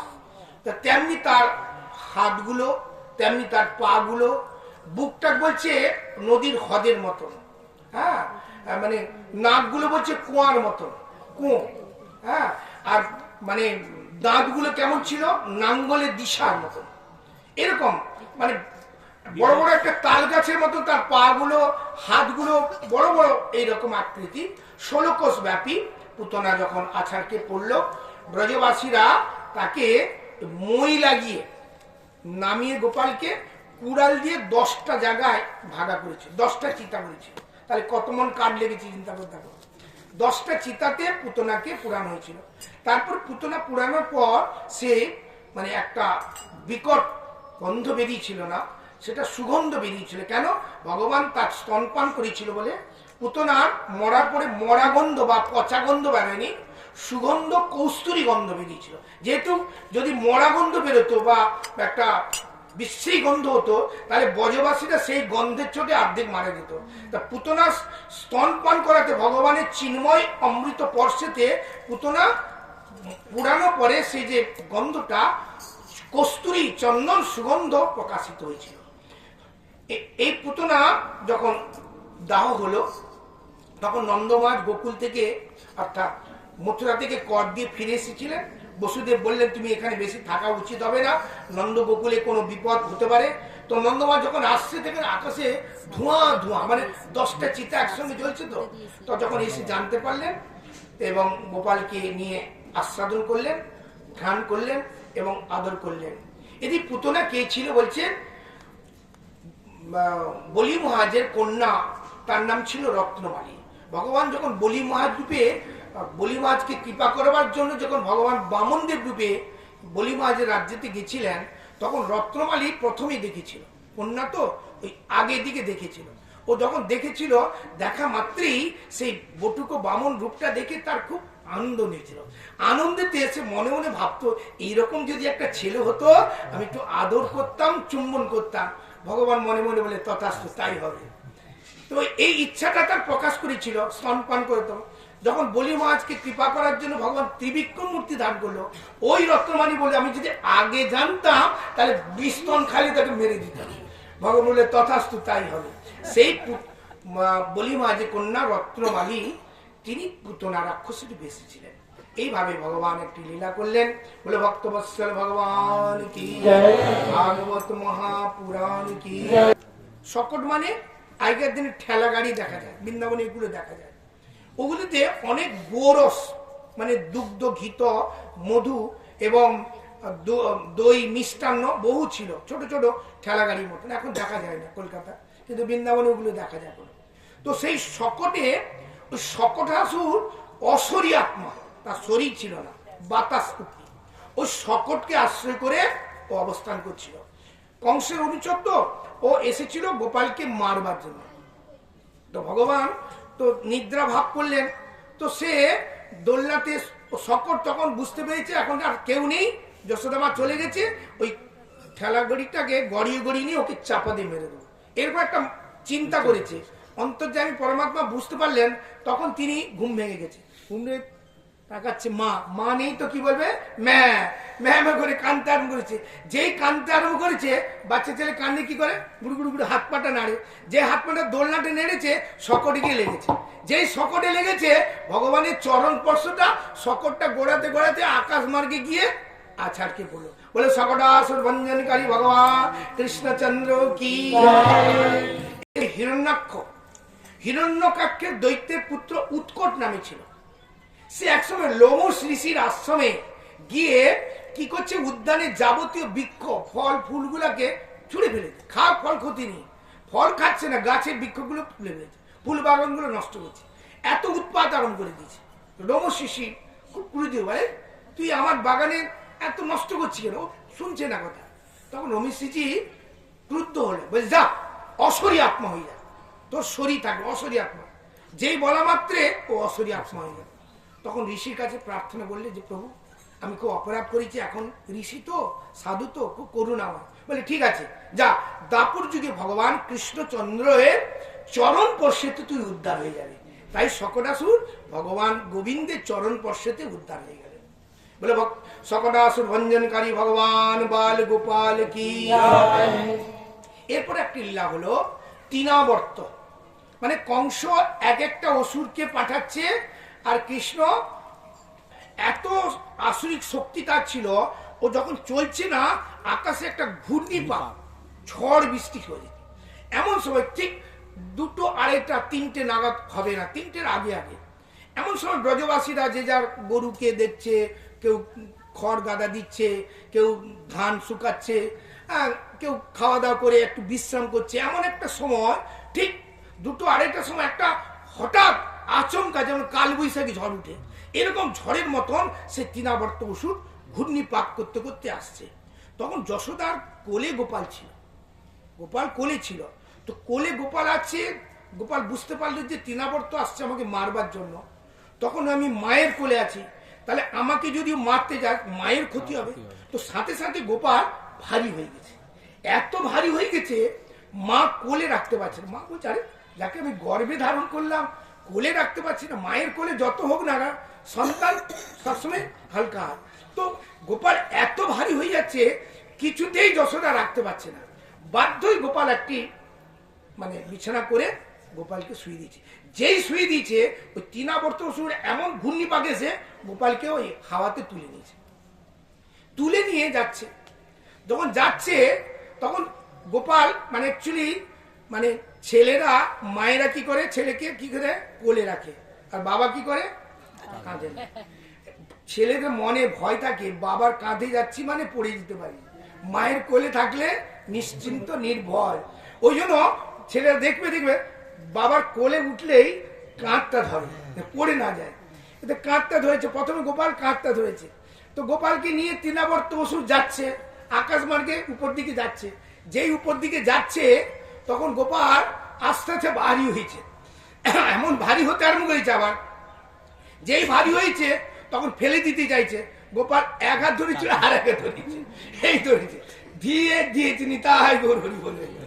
তৃণাবর্ত ভঞ্জনকারী। এই তৃণাবর্ত অসুর কে ছিল? পূর্ব দেশে, পূর্ব জন্মে পাণ্ডু দেশীয় সহস্রাগ্রার প্রতাপশালী ধার্মিক রাজা ছিল। একদা তিনি সহস্র রমণী নিয়ে নর্মদা নদী, যেটাকে বলা হয় অমরকণ্টক, এই নর্মদা নদী তীরে ভ্রমণ করছিলেন। হ্যাঁ, এবং সেই সময় তিনি দুর্বাসা ঋষি ছিলেন। তিনি রমণীদেরকে নিয়ে নর্মদা নদীতে বিহার করছেন, মানে জলকেলি করছেন আনন্দে। তো দুর্বাসা ঋষি ওই পথে এসেছেন। তো দুর্বাসা ঋষি আগমনে তিনি তাকে প্রণাম করলেন না এবং সম্মানও জানালেন না। তো এতে অপরাধ হয়ে গেল। তাই দুর্বাসা ঋষি অভিশাপ দিলেন, রাজু তুমি এত অহংকারী অভিমানী সাধু সন্তদেরকে সম্মান করতে জানো না, বিবসনা হয়ে রমণীদের জলকেলি করছো। তো দুর্বাসের অভিশাপ দিলে যা অসুরজনী প্রাপ্ত হয়। যখন এই কথা বলা মাত্রে সে অসুরজনী প্রাপ্ত হয়ে ঋষি বাক্য ঋষি অভিশাপ। তো তখন দুর্বাসের কাছে প্রার্থনা করলে, প্রভু আমি অপরাধ করেছি, হে ঋষি মহাত্মা আপনি আমাকে ক্ষমা করুন। যা তুই আমার স্মরণে এসেছি, দাপর যুগে ভগবান আবির্ভূত হবেন, ভগবানের অঙ্গের পর্শে তুই উদ্ধার হয়ে যাবি। এই জন্য সকটা তৃণাবর্ত ভগবানের অঙ্গের পর্শেতে উদ্ধার হয়ে গেল। বলে তৃণাবর্ত ভঞ্জনকারী ভগবান বাল গোপাল কি। এরপর একটি লীলা ভগবানের নামকরণ লীলা। এই নামকরণ লীলাই জাতকর্ম হয় প্রথমে, তারপরে নামকরণ হয়। নামকরণ এই অন্নপ্রাশনেই আমরা বেশিরভাগ নামকরণ করা হয়, কিন্তু এখনকার দিনে জন্ম হওয়ার সাথে সাথে নামকরণ দেয়। কিন্তু শাস্ত্র বিধানে ওই নামকরণটি মানে বৈদিক সংস্কার একটা আছে, হ্যাঁ, পুনশ্চরণ বা মানে নামকরণ সংস্কার বলে একটা, যেমন গর্ভে সন্তান এলে গর্ভধারণ সংস্কার, জাত সংস্কার, নামকরণ সংস্কার, উপনয়ন সংস্কার, এগুলো হচ্ছে বিধান। তো তখন নামকরণ যখন করা হবে তখন ওই যদুকুলে পুরোহিত মানে বসুদেবের কুলপুরী ছিলেন গর্গমুনি, বসুদেবের কুলপুরী ছিলেন গর্গমুনি, আর নন্দমহাদেব কুলপুরী ছিলেন মহর্ষি শাণ্ডিল্য ঋষি, আর রাধারানী বর্ষণা বিশ্বভানু রাজার কুলপুরী ছিলেন মহর্ষি ভার্গী। তো যদুকুলের পুরোহিত মানে বসুদেবের, যেহেতু বসুদেবের পুত্র তাই বসুদেব গর্গমুনিকে পাঠিয়েছিলেন। তো নন্দমহাদেব গিয়ে যখন এসেছিলেন, নন্দমা তাকে স্বাগত জানিয়ে আদর প্রত্যান করেছিলেন। তিনি বলেছিলেন যে আমার দুটো পুত্র অর্থাৎ বলরাম অর্থাৎ রোহিণী গর্ভে যিনি এসছেন প্রথমে, তো এই দুটো পুত্রের নামকরণ করাইনি, আপনি যদি করেন। তিনি বলছেন যে আমি তো যদুকুলে পুরোহিত, আমি যদি তোমার পুত্রের নামকরণ করি, কংস যদি জানতে পারে তোমার পুত্রের অনিষ্ট হবে। বসুদেব বললেন না, সাধু মহাত্মা যে কোনো কুলে আসতে পারে, তিনি সকলের গুরু হতে পারেন, তিনি সকলে কাজ করতে পারেন। তবে আপনি যদি এইরকম একটা সংশয় করছেন, তাহলে আমার গোয়াল ঘর আছে, নন্দমহারাজের 9 লক্ষ ধেনুর গোয়াল ঘর, তাহলে কত বড় হতে পারে সেই বিশাল। বলে 9 লক্ষ ধেনুর গোয়াল ঘরে কৃষ্ণের নামকরণ হবে, আত্মীয় স্বজন বা দাস দাসীরা পর্যন্ত কেউ জানতে পারবে না। তাই সেই গোয়াল ঘরেতে কৃষ্ণের নামকরণের জন্য ব্যবস্থা হলো। গর্গমুনি গেলেন, নন্দমহারাজ গেলেন, যশোদা এবং রোহিণী এই দুইজনে 2 ছেলেকে নিয়ে ওখানে গেলেন। তখন গিয়ে পৌঁছালেন, তো বিধিসম্মত ভাবে ষষ্ঠী বাচন সংকল্প আদি ইত্যাদি করার পর তো কি করা হলো, ওই নামকরণের জন্য বসলেন। তো গর্গমুনি ছিলেন ত্রিকালজ্ঞ, তিনি সাক্ষাৎ বৃহস্পতির অবতার। হ্যাঁ, তিনি ধ্যানেতে তিনি বুঝতে পারলেন এই কৃষ্ণ কে, পূর্ব পর্ব জন্মে কি ছিলেন, তিনি সব দেখলেন। তো দেখে তিনি নামকরণ করছেন। তো যশোদা রোহিণী চিন্তা করলেন, এ তো যদুকুলের পুরোহিত, এ তো আমাদের নন্দগোকুলে পুরোহিত নয়, তো আমরা ছেলেটাকে একটু পাল্টাপাল্টি করি। যশোদার ছেলে রোহিণীর কাছে দিয়েছেন, আর রোহিণীর ছেলেটা যশোদার কাছে দিয়েছেন। তো গর্গমুনি তো টিকালজ্ঞ, তিনি অন্তর্দষ্টা, তিনি নামকরণ করতে বলছে অয়ং হি রোহিণী পুত্র রমণং সুহিত গুণ আখ্যায়ত রাম ইতি বলাদি বল বিধু। হে যশোদা, এটা তোমার ছেলে নয়। যশোদা রোহিণীর ছেলেকে নিয়েছে, বলরামকে নিয়েছে, আর যশোদার ছেলেকে রোহিণী করে দিয়েছে। মানে পরীক্ষা করতে চাইলেন যে সঠিক মানে নামকরণ করতে পারবে কিনা। অয়ং হি রোহিণী পুত্র, হে যশোদা, এটা তোমার ছেলে নয়, এটা রোহিণীর পুত্র। আখ্যায় তো রমণং, এ বলবান হবে, শক্তিশালী হবে, যদুকুলের সঙ্গে একটা প্রীতির সম্পর্ক দেবেন, বলো বিধু। আর আসনং বর্ণস্তয় হসন্তি গৃহন্তি তনু শুক্ল রক্ত তথা পীত ইদানিং কৃষ্ণতাঙ্গত। হে যশোদা, হে রোহিণী গর্ভের কোলে যে ছেলেটা আছে, এটা হচ্ছে যশোদার ছেলে। এই ছেলেটা পূর্ব অনেক জন্ম আছে, এর অনেক জন্মে সত্য যুগে শুক্লবর্ণ, ত্রেতা যুগে রক্তবর্ণ, আর কলি যুগেতে ইনি পীতবর্ণ মানে মহাপ্রভু আসবেন বলে বর্ণন তখন করে দিয়েছে। পীতম ইদদাম কৃষ্ণরাম, আর এখন ইনি কৃষ্ণবর্ণ। সত্য যুগে শুক্লবর্ণ, ত্রেতা যুগে পীতবর্ণ, এই পিতার রক্তবর্ণ, আর কলি যুগে ইনি মহাপ্রভু রূপে আসবেন, পীতবর্ণ রূপে আসবেন। আর কৃষ্ণতাঙ্গত কলি মানে দাপুর যুগে ইনি কৃষ্ণবর্ণ রূপে। অতএব এর বুহি সন্তি নামানি রূপানি সুতানি চ গুণ অর্থানি ন বেদবনা। এর অনেক নাম। কৃষ্ণের কত নাম? 108টা নয়, সহস্র নাম। সহস্র নাম নয়, অনন্ত নাম। আমরা বলি অষ্টশত নাম, তা নয়। কৃষ্ণের অনন্ত নাম, অনন্ত তার গুণ, অনন্ত তার মহিমা, অনন্ত তার ভক্ত, অনন্ত তার ধাম, অনন্ত তার নাম। ভগবানের অনন্ত, অনন্ত মানে ব্যাপক বিভূত। তাই এখানে গর্গমুনি বলছে ব্রুই সন্তি নামানি রূপানি চ, এর অনেক নাম, অনেক গুণ, এর বেদ পর্যন্ত বর্ণন করতে অক্ষম। হে নন্দ, হে যশোদা, একে তোমরা প্রীতি ভালোবাসার ইয়েতে একে সেবা করো, এর দ্বারা তোমাদের মঙ্গল কল্যাণ হবে। এইভাবে গর্গমুনি নামকরণ করে চলে গেলেন। এরপরে কৃষ্ণের হামাগুড়ু লীলা, আস্তে আস্তে করে কৃষ্ণ একটু উঠে এই মাখন চুরি লীলা করছেন ভগবান, সখাদের সঙ্গে করছেন। কোথায় করছেন? গোপীদের বাড়িতে। গোপী মানে বৃন্দাবনে যাদের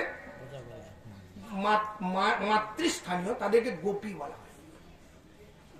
রাধারানীর মানে যৌবনা সম্পন্ন যারা, তাদেরকে সখী বলা হয়। গোপী মানে মাতৃস্থানীয়, আর রাধারানীর বয়সী যারা, তাদেরকে সখী বলা হয়। হ্যাঁ, তো গোপীদের বাড়িতে মানে ব্রজবাসী নন্দ যশোদার সমবয়সী যাদের, তাদের বাড়িতে সব মাখন চুরি করতে কিন্ন দলে বাজি করে একবারে যেত, কেউ ভয়ে বলতো না। এইভাবে মাখন চুরি করছেন, মাখন চুরি করছেন, একের পর এক করছে, নালিশ করছে যশোদার কাছে। নালিশ করতে গোপাল, যশোদা তোমার গোপাল মাখন চুরি করেছে। হ্যাঁ, যশোদার গায়ে গোপাল তোমার মাখন চুরি করেছে। তো গোপালকে যশোদা জিজ্ঞাসা করে, এই গোপাল মাখন চুরি করেছে? নাম করিনি। বলছে ও মিথ্যা কথা বলছে। আচ্ছা, চুরি করে কে? পরের জিনিস না ওকে চুরি বলে তো? আচ্ছা, নিজের ছেলে যদি ঘরের জিনিস খায় তাকে চুরি করা বলবে? বলে না।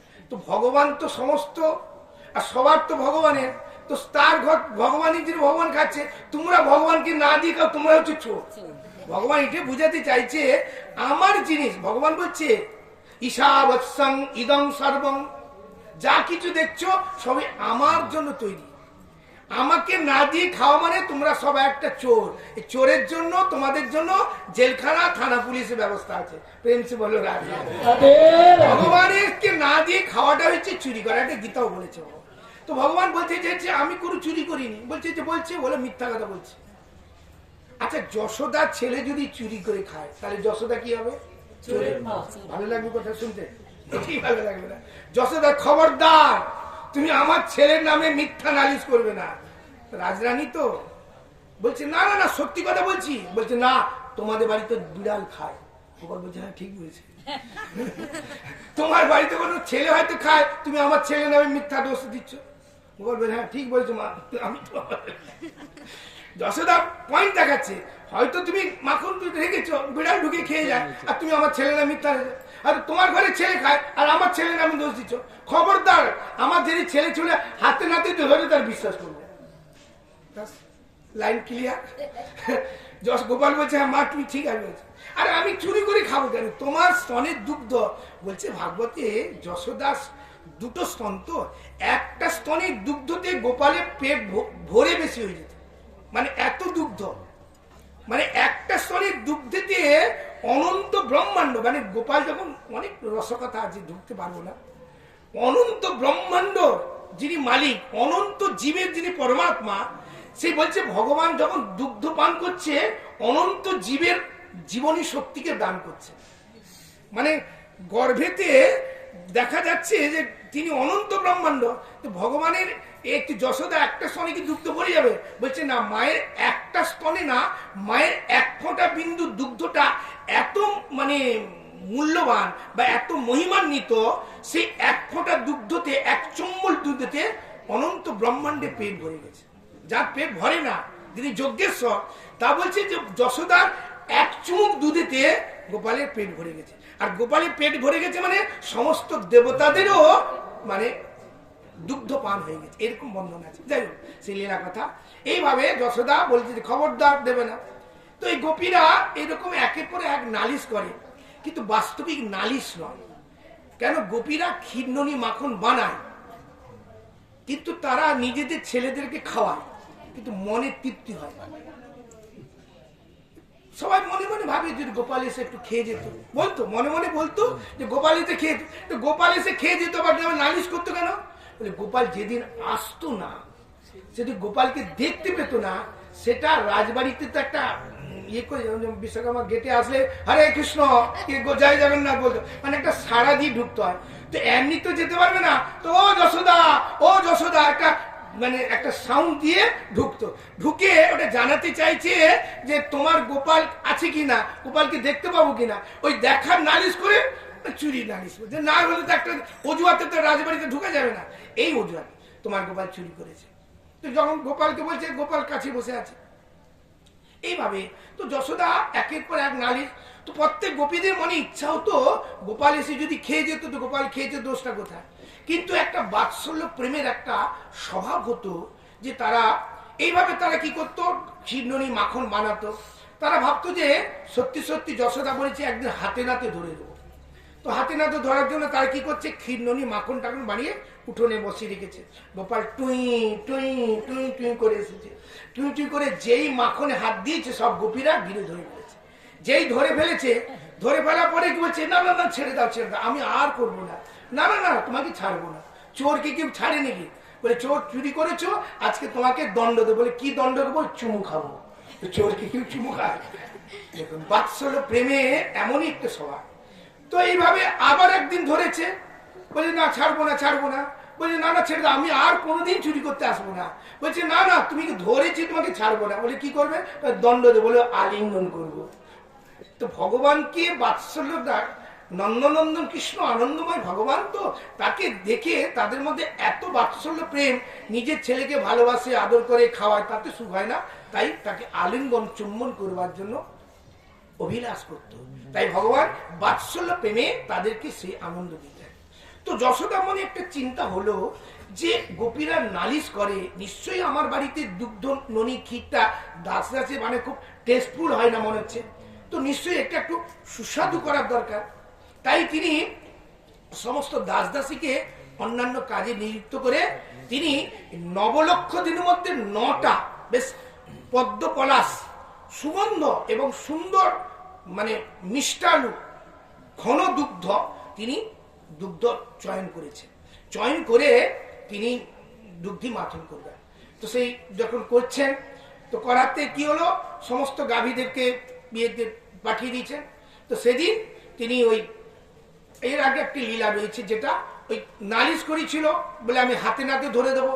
তো একদিন কি করেছে, সমস্ত গোপীরা গোপালকে ঘিরে ধরে নিয়ে এসছে। চলছে কি হচ্ছে, বলছে ছাড়ো না, ছাড়ো, আমার হাতে যন্ত্র, এই হাত ধরো, এই হাত ধরো। আর কৃষ্ণ সঙ্গে সখারাও সব ধরেছে। তো এসে যে যশোদা গোপালকে নিয়ে এসছি আজকে ধরে, বলে কই দেখি দেখি দেখি। তো দেখে দিয়ে গোপাল যশোদার কাছেই বসে আছে। ও সই, তুমি কাকে নিয়ে এসছো, একটু ঘুমটাটা তুলো তো। ঘুমটাটা তুলে দেখে নিজের ছেলেকে ধরে নিয়ে তখন সব লজ্জিত হয়ে গেল। আরে নিয়ে এলাম গোপালকে ধরে, হয়ে গেল নিজের ছেলে। খুব লজ্জিত হয়ে বললো। আবার সেই টানতে টানতে নিয়ে যাচ্ছে ঘুমটাটা দিয়ে। ব্রজবাসীর একটু ঘুমটা লম্বা থাকে, যারা বৃন্দাবন গেছে তারা জানে। আমাদের তো মাথায় ঘুমটা থাকেই না, তো ব্রজবাসীতে এতটা ঘুমটা থাকে, এটা একটি নিয়ম। যাই হোক, আবার ঘুমটাতে দিয়ে বানিয়েছে। তো গেটের বাইরে গিয়ে দেখছে, ঠিক দেখলাম দিয়ে আবার দেখছি যে আরে গোপাল, খবরদার আমাকে ধরবে না, এবার তো ছেলে হয়েছে, এবার স্বামী হয়ে যাবো, আর ভয়েতে কেউ আর গোপালকে ধরে না।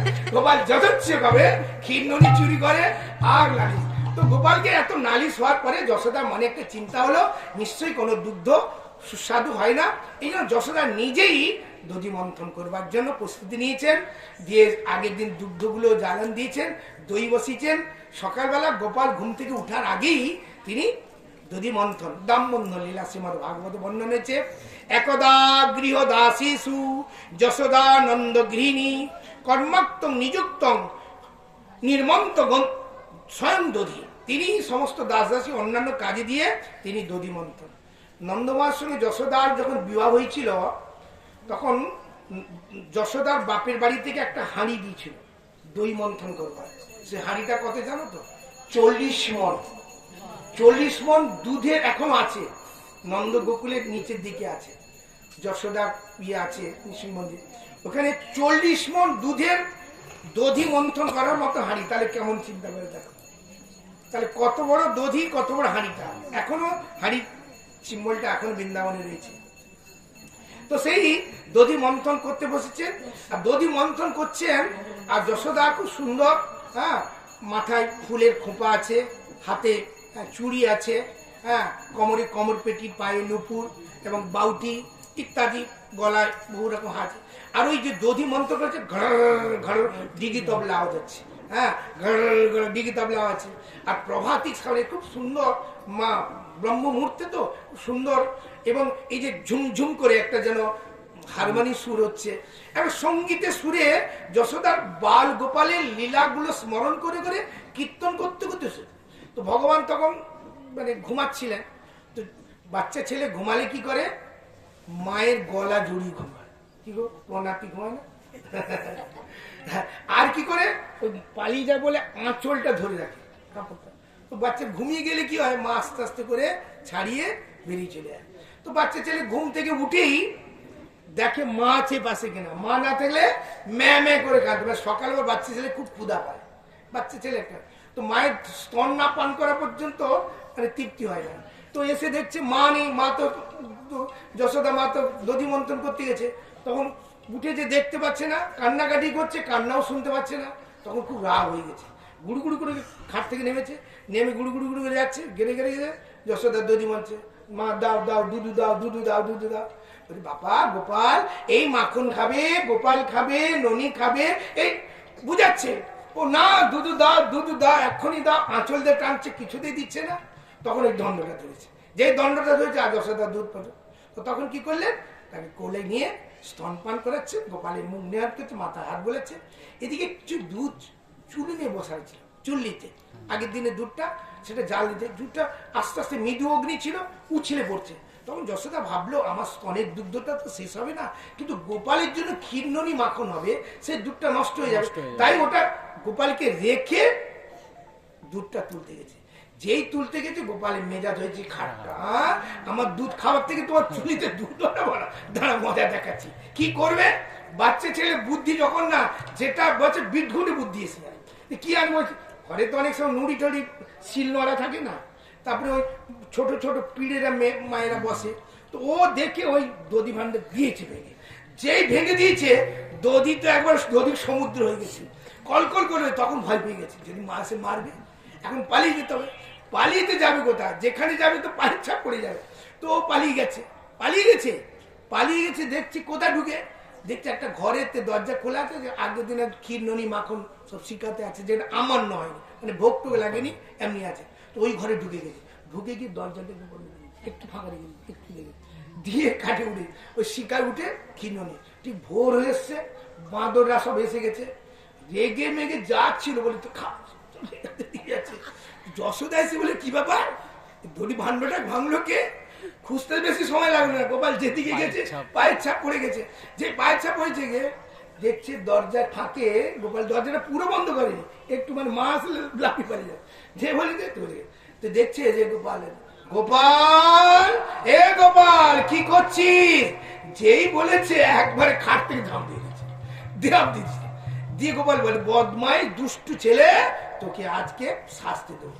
যশোদা দৌড়াচ্ছে আর গোপালও দৌড়াচ্ছে। গোপাল তো সকালে মায়ের স্তনে খেয়েছে, আবার কিন্ডন বেড়েছে। আর যশোদা তো সেই বড় বাজার মুটকি, হ্যাঁ, তিনি এখন ঢুক করে যাচ্ছে। গোপাল টুই টুই টুই টুই টুই টুই এঘর ওঘর বারান্দা ওটা কিছুতেই ধরতে পারছে না, এঘরে কিছুতেই ধরতে পারছে না। গোপাল কি ধরবই তোকে, আর গোপাল বলছে আমি ধরা দেব না, সকালবেলা মার ছেলে মর্নিং ওয়াকটা ভালোই হচ্ছে। এমন হই হই পড়ে গেছে সমস্ত ব্রজবাসীরা, গোপীরা, কি ব্যাপার আজকে যশোদা বাড়িতে কি হচ্ছে? সবাই তো সকালবেলা কিছু বাসি কাজকর্ম থাকে, গোয়ালঘর সব কাজকর্ম করে সবাই দেখার জন্য এসছে, মজা করার জন্য। এদিকে গোপাল আর যশোদা দুইজনে চলছে, এঘর বারান্দা, কিছুতেই ধরতে পারছে না। তখন এইদিকে যশোদাও রেগেও যাচ্ছে আর ধরতে পারছে না, মাথার খোপা খুলে যাচ্ছে, কাপড়টা একটু এলোমেলো হয়ে যাচ্ছে, মানে চুড়িগুলো ইয়ে হয়ে যাচ্ছে, মানে একটা মানে কি মানে করুণ অবস্থা হয়ে গেছে। কিন্তু মানে এত যে তোমাকে ধরবই, আর গোপাল বলছে আমি ধরা দেব না। তো এইরকম একটি পরিস্থিতিতে মায়ের যে কষ্ট হচ্ছে, আমাকে ধরতে চায়, আমি তো অনন্তকাল ধরে ধরলেও যোগীন্দ্র মুনীন্দ্রগণ কেউ আমাকে পায় না। তো ভগবানের কৃপয়া শ্রবণ, ভগবান কৃপা করে ধরা দিলেন। ঝরা দিয়েছে, যশোদা একটা লাঠি নিয়েছে, দুষ্টু বদমাইশ তোকে বল। তখন ভগবান কাঁদছে। শ্রীমদ্ ভাগবত বলছে, সত্যবত মনে, নমামি সরম সচিদানন্দ রূপম লসদ কুণ্ডলগো কুলে ভ্রাজমানম। যশোদা ভিও, যশোদার ভয়ে উলুখলা লাভ ভ্রামমায়, যশোদা ভিও উলুখলা ধাবমানম পরম মিষ্ট তদদূত ভোগ্যা রুদন্তে মোহনে। ঘুমিয়ে ঘুমিয়ে কাঁদছে, আর কাঁদছে এমন চোখে দলছে। কান্না তার কি হচ্ছে, কাজল পড়া ছিল, কাজল আর চোখের জলে কি সুন্দর লীলাগুলো বর্ণন করতে গেলে আরো অনেক সময় লাগে। হ্যাঁ, রুদন্তে মুহুর নেত্তম যুগ্মং মিজন্ত করাম ভুজ। কাঁপে, বাচ্চা ছেলে কামে না, তখন মায়ের করুণা হয়। বাচ্চা ছেলে যখন খুব কান্নাকাটি ফুপি না, তখন মা মানে শাসন করার ইচ্ছাটাও ভুলে যায়, কাঁদছে, কষ্ট পাচ্ছে, ঠিক আছে। তো কাঁদছে ফুপি পেয়ে, রুদন্তে মুহুর নেত্য যুগ্মং মিজন্তম করাম্ভুজ যুগবেন সাতন্ত নেত্র। এইভাবে যখন হচ্ছে, যশোদা ভাবলো গোপাল ভয় পেয়েছে, ছড়িটা ফেলে দিল। আচ্ছা, ছড়িটা তো ফেলে দিলাম, এখন গোপালকে যদি ছাড়িয়ে দিই তো পালিয়ে যাওয়া ধরতে হবে না। তো ভাবছি কি একটু বাঁধ আছে, বেঁধে রাখলে কিছুটা বাচ্চা ছেলে তো যদি শাসন হয়, এ পেট খেলে নাতিটা ও যত বাঁধু যত মারু ও দুষ্টমি ছাড়বে না, ওতে করবে। বাচ্চা ছেলে এমন মানে বিদ্রোগা, ও যতই মারো আরো জোরে কাঁদবে, আরো ফুমিয়ে কাঁদবে, আবার যেটা বারণ করবে কালকে শুনে করবে। এ বাচ্চা ছেলে একটা দুষ্টমি বদমাশ। তো সেই জন্য গোপালকে বাঁধতে যাবে, বাঁধবে কি করে, যে ছেড়ে দেয় তো পালিয়ে যাবে। তখন কি করছে, ওই মাথার খোপার কার, কালো কার, এখন মেয়েরা পরে না, আগে পরে কালো কালো মানে আন্ডারপ্যান্টের ওইটা, ওটা সাধারণত ছেলেদের আন্ডারপ্যান্টের সাদা, ওটা ঠিক কালো মতো, এখন ওগুলো পাওয়া যায় কিনা জানি না। তো ওই কালো কার মাথায় খোপা ছিল, ওটা খুলেছে, দিয়ে বাঁধতে গেছে। যেই বাঁধতে গেছে 2 আঙুল ছড়ে গেছে, বাঁধতে পারছে না।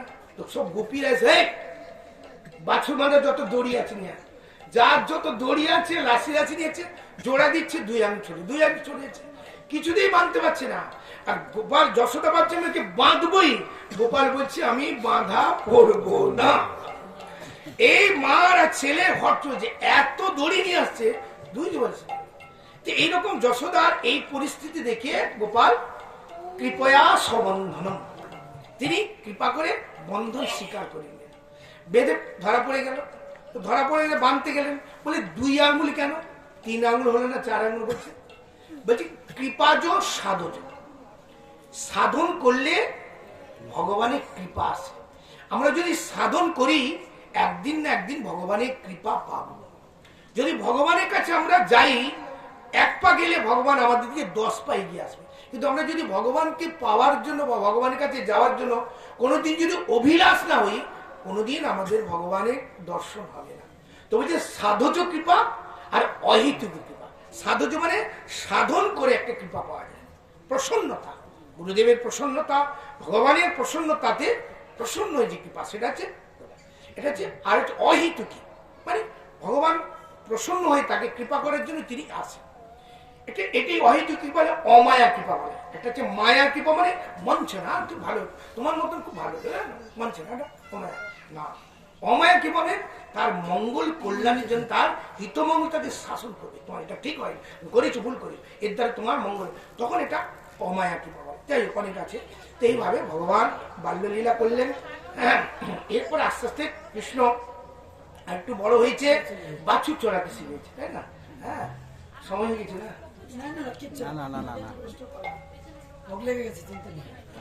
তো গোপাল একটু বড় হয়েছে, হ্যাঁ, বাছুর ছড়ার মতো হয়ে গেছে। তো বাছুর ছড়ানোর জন্য যোগ্য হয়ে গেছে, মানে কেমন হয়েছে, ওই যে বিটকেলটা দিচ্ছে, যে বিটকেলটা বসে আছে, এদের মতন একটু হয়ে গেছে। হ্যাঁ, এদের মতো একটু বড় সড়ো হয়ে গেছে, যখন বাছুর চড়ানোর যোগ্যতা হয়ে গেছে, তো বাছুর চড়ানোর জন্য একটা, ওটাকে বলা হয় গোপাষ্টমী। কৃষ্ণ যে বাছুর চড়াতে গেছিল ওটা গোপাষ্টমী। এই অষ্টমী তিথিতে, অষ্টমীতে জন্ম হয়েছিল, আর অষ্টমী তিথিতে গোপালের বাছুর চড়ানোর যোগ্য বয়স হয়েছে বলে নন্দ বাবা বাছুর চড়ানোর জন্য ব্যবস্থা নিয়েছে। তো সেই সময় এটাকে বলা একটা ছটি করা বলে একটা জায়গা আছে। এটা বৃন্দাবন রাধাকুণ্ডের হাই রোডের গায়ে ওটা ছটি করা বলে একটা জায়গা আছে। সেখানে গরুর গোবিন্দ মন্দির আছে। ছটি করা বলে একটা জায়গা আছে। ছটি করা মানে ওইখান থেকে বাছুর চড়ানোর জন্য মা বাবা তাকে সাজিয়ে গুজিয়ে আশীর্বাদ করে জঙ্গলে পাঠালো।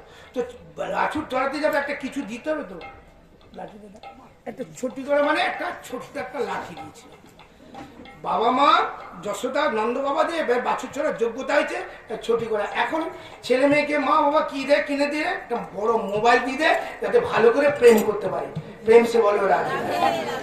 যশোদা গোপালকে দিয়েছিল, নন্দবাবা গোপালকে দিয়েছিল ছোট্ট একটা লাঠি। আর এখন বাবা মা ছেলে মেয়েকে বড় একটা মোবাইল দেয়, যাতে ভালো করে প্রেম করতে পারে। প্রেম সে বলবো। আমরা এখন গোচারণ লীলায় প্রবেশ করব। গোপাল এখন যাচ্ছেন গোচারণ করতে। ছটি ছটি গাইয়া ছটি ছটি গোপাল, ছোট সমীর মদন গোপাল।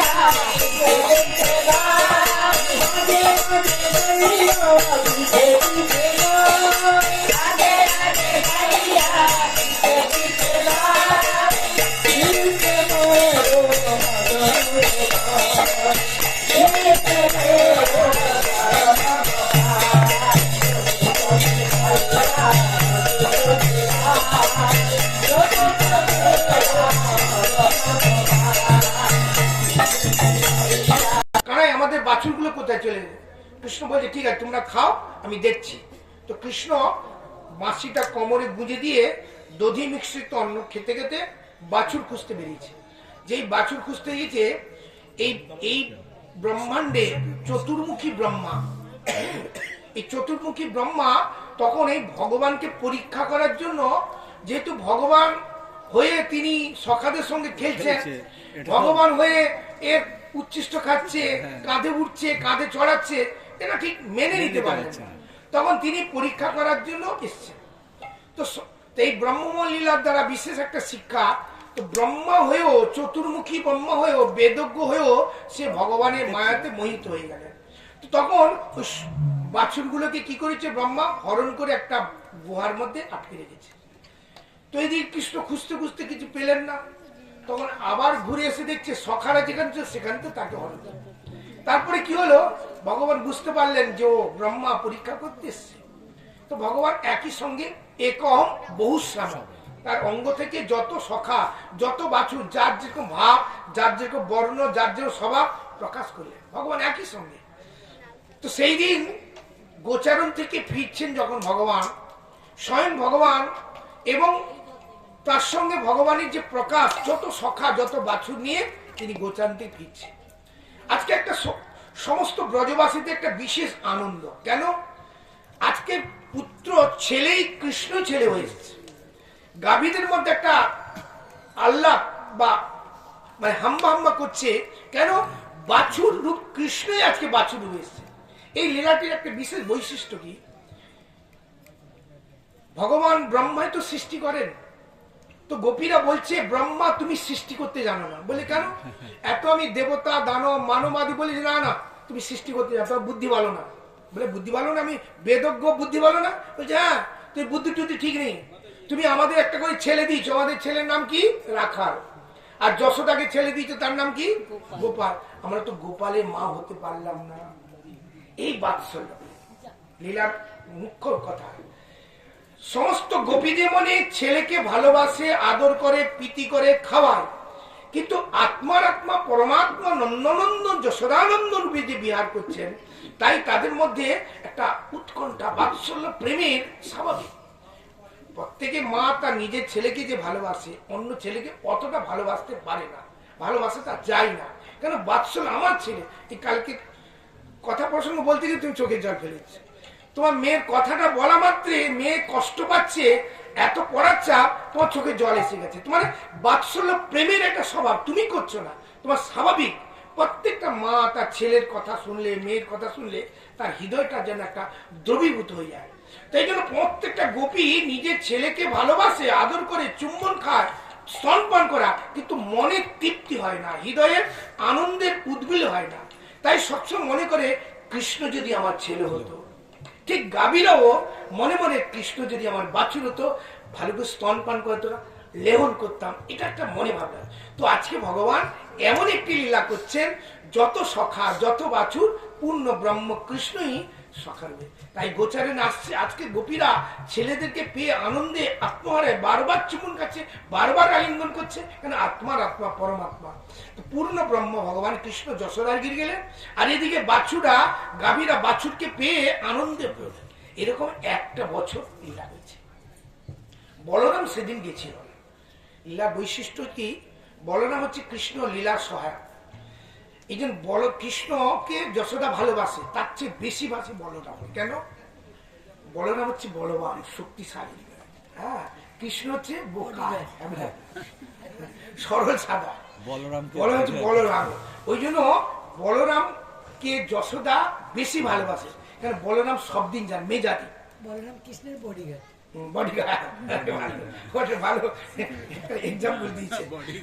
হ্যাঁ, মানে বলরাম সব দিন যেতে চায় না। তো এই জন্য যশোদা মা বেশি করে সকালবেলা ঘুম থেকে উঠে খুব আদর করে, যত্ন করে বলায়, তুই যদি গোচারে না দেয় তাহলে কানাই একা যাবে, কি বিপদ হতে পারে, কোনো অসুর জন্তু আছে জঙ্গলে, কত রকমই বিপদ হতে পারে, তুই যদি না যায় আমি খুব নিশ্চিন্ত হবে। তখন বলরাম ছটফট করে উঠে চান টান করে রেডি হয়ে বেরিয়ে পড়তো।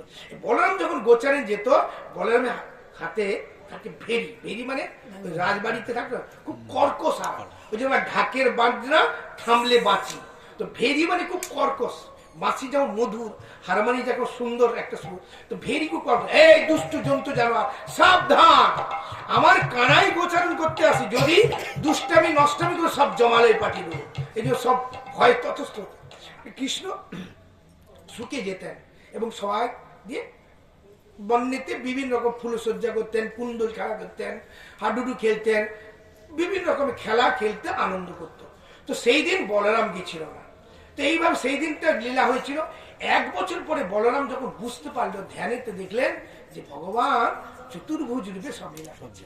তো সেই দিন ব্রহ্মা এসেছিল, এসে দেখছে যাদেরকে হরণ করছে তারা ঘুমাচ্ছে, বাছুরগুলো ঘুমাচ্ছে, কৃষ্ণ তাদেরকে লীলা। তো ব্রহ্মা তখন বুঝতে পারলেন যে আমি ভগবানের সাথে অপরাধ করেছি। তখন ব্রহ্মা এসে ভগবানকে স্তুতি করেছে। শ্রীমদ ভাগবতে খুব সুন্দর অনেকগুলো শ্লোক আছে, ব্রহ্মা স্তুতি বলা হয়, বর্ণন করার সময় নেই। স্তুতি করছে, ভগবান প্রসন্ন হলেন না। বলে কেন হলেন না? বলছে আমার প্রিয় বাছুর সখাকে তুমি আমার থেকে দূরে করে দিয়েছো, মানে সরিয়ে দিয়েছো। বুঝতে পারলে কথা? আমার প্রিয় বাছুর আমার সখাকে তুমি দূরে সরিয়ে দিচ্ছ। ওই জন্য ভগবান ব্রহ্মার দিকে ঘুরেও তাকালেন, এত স্তুতি করেছে।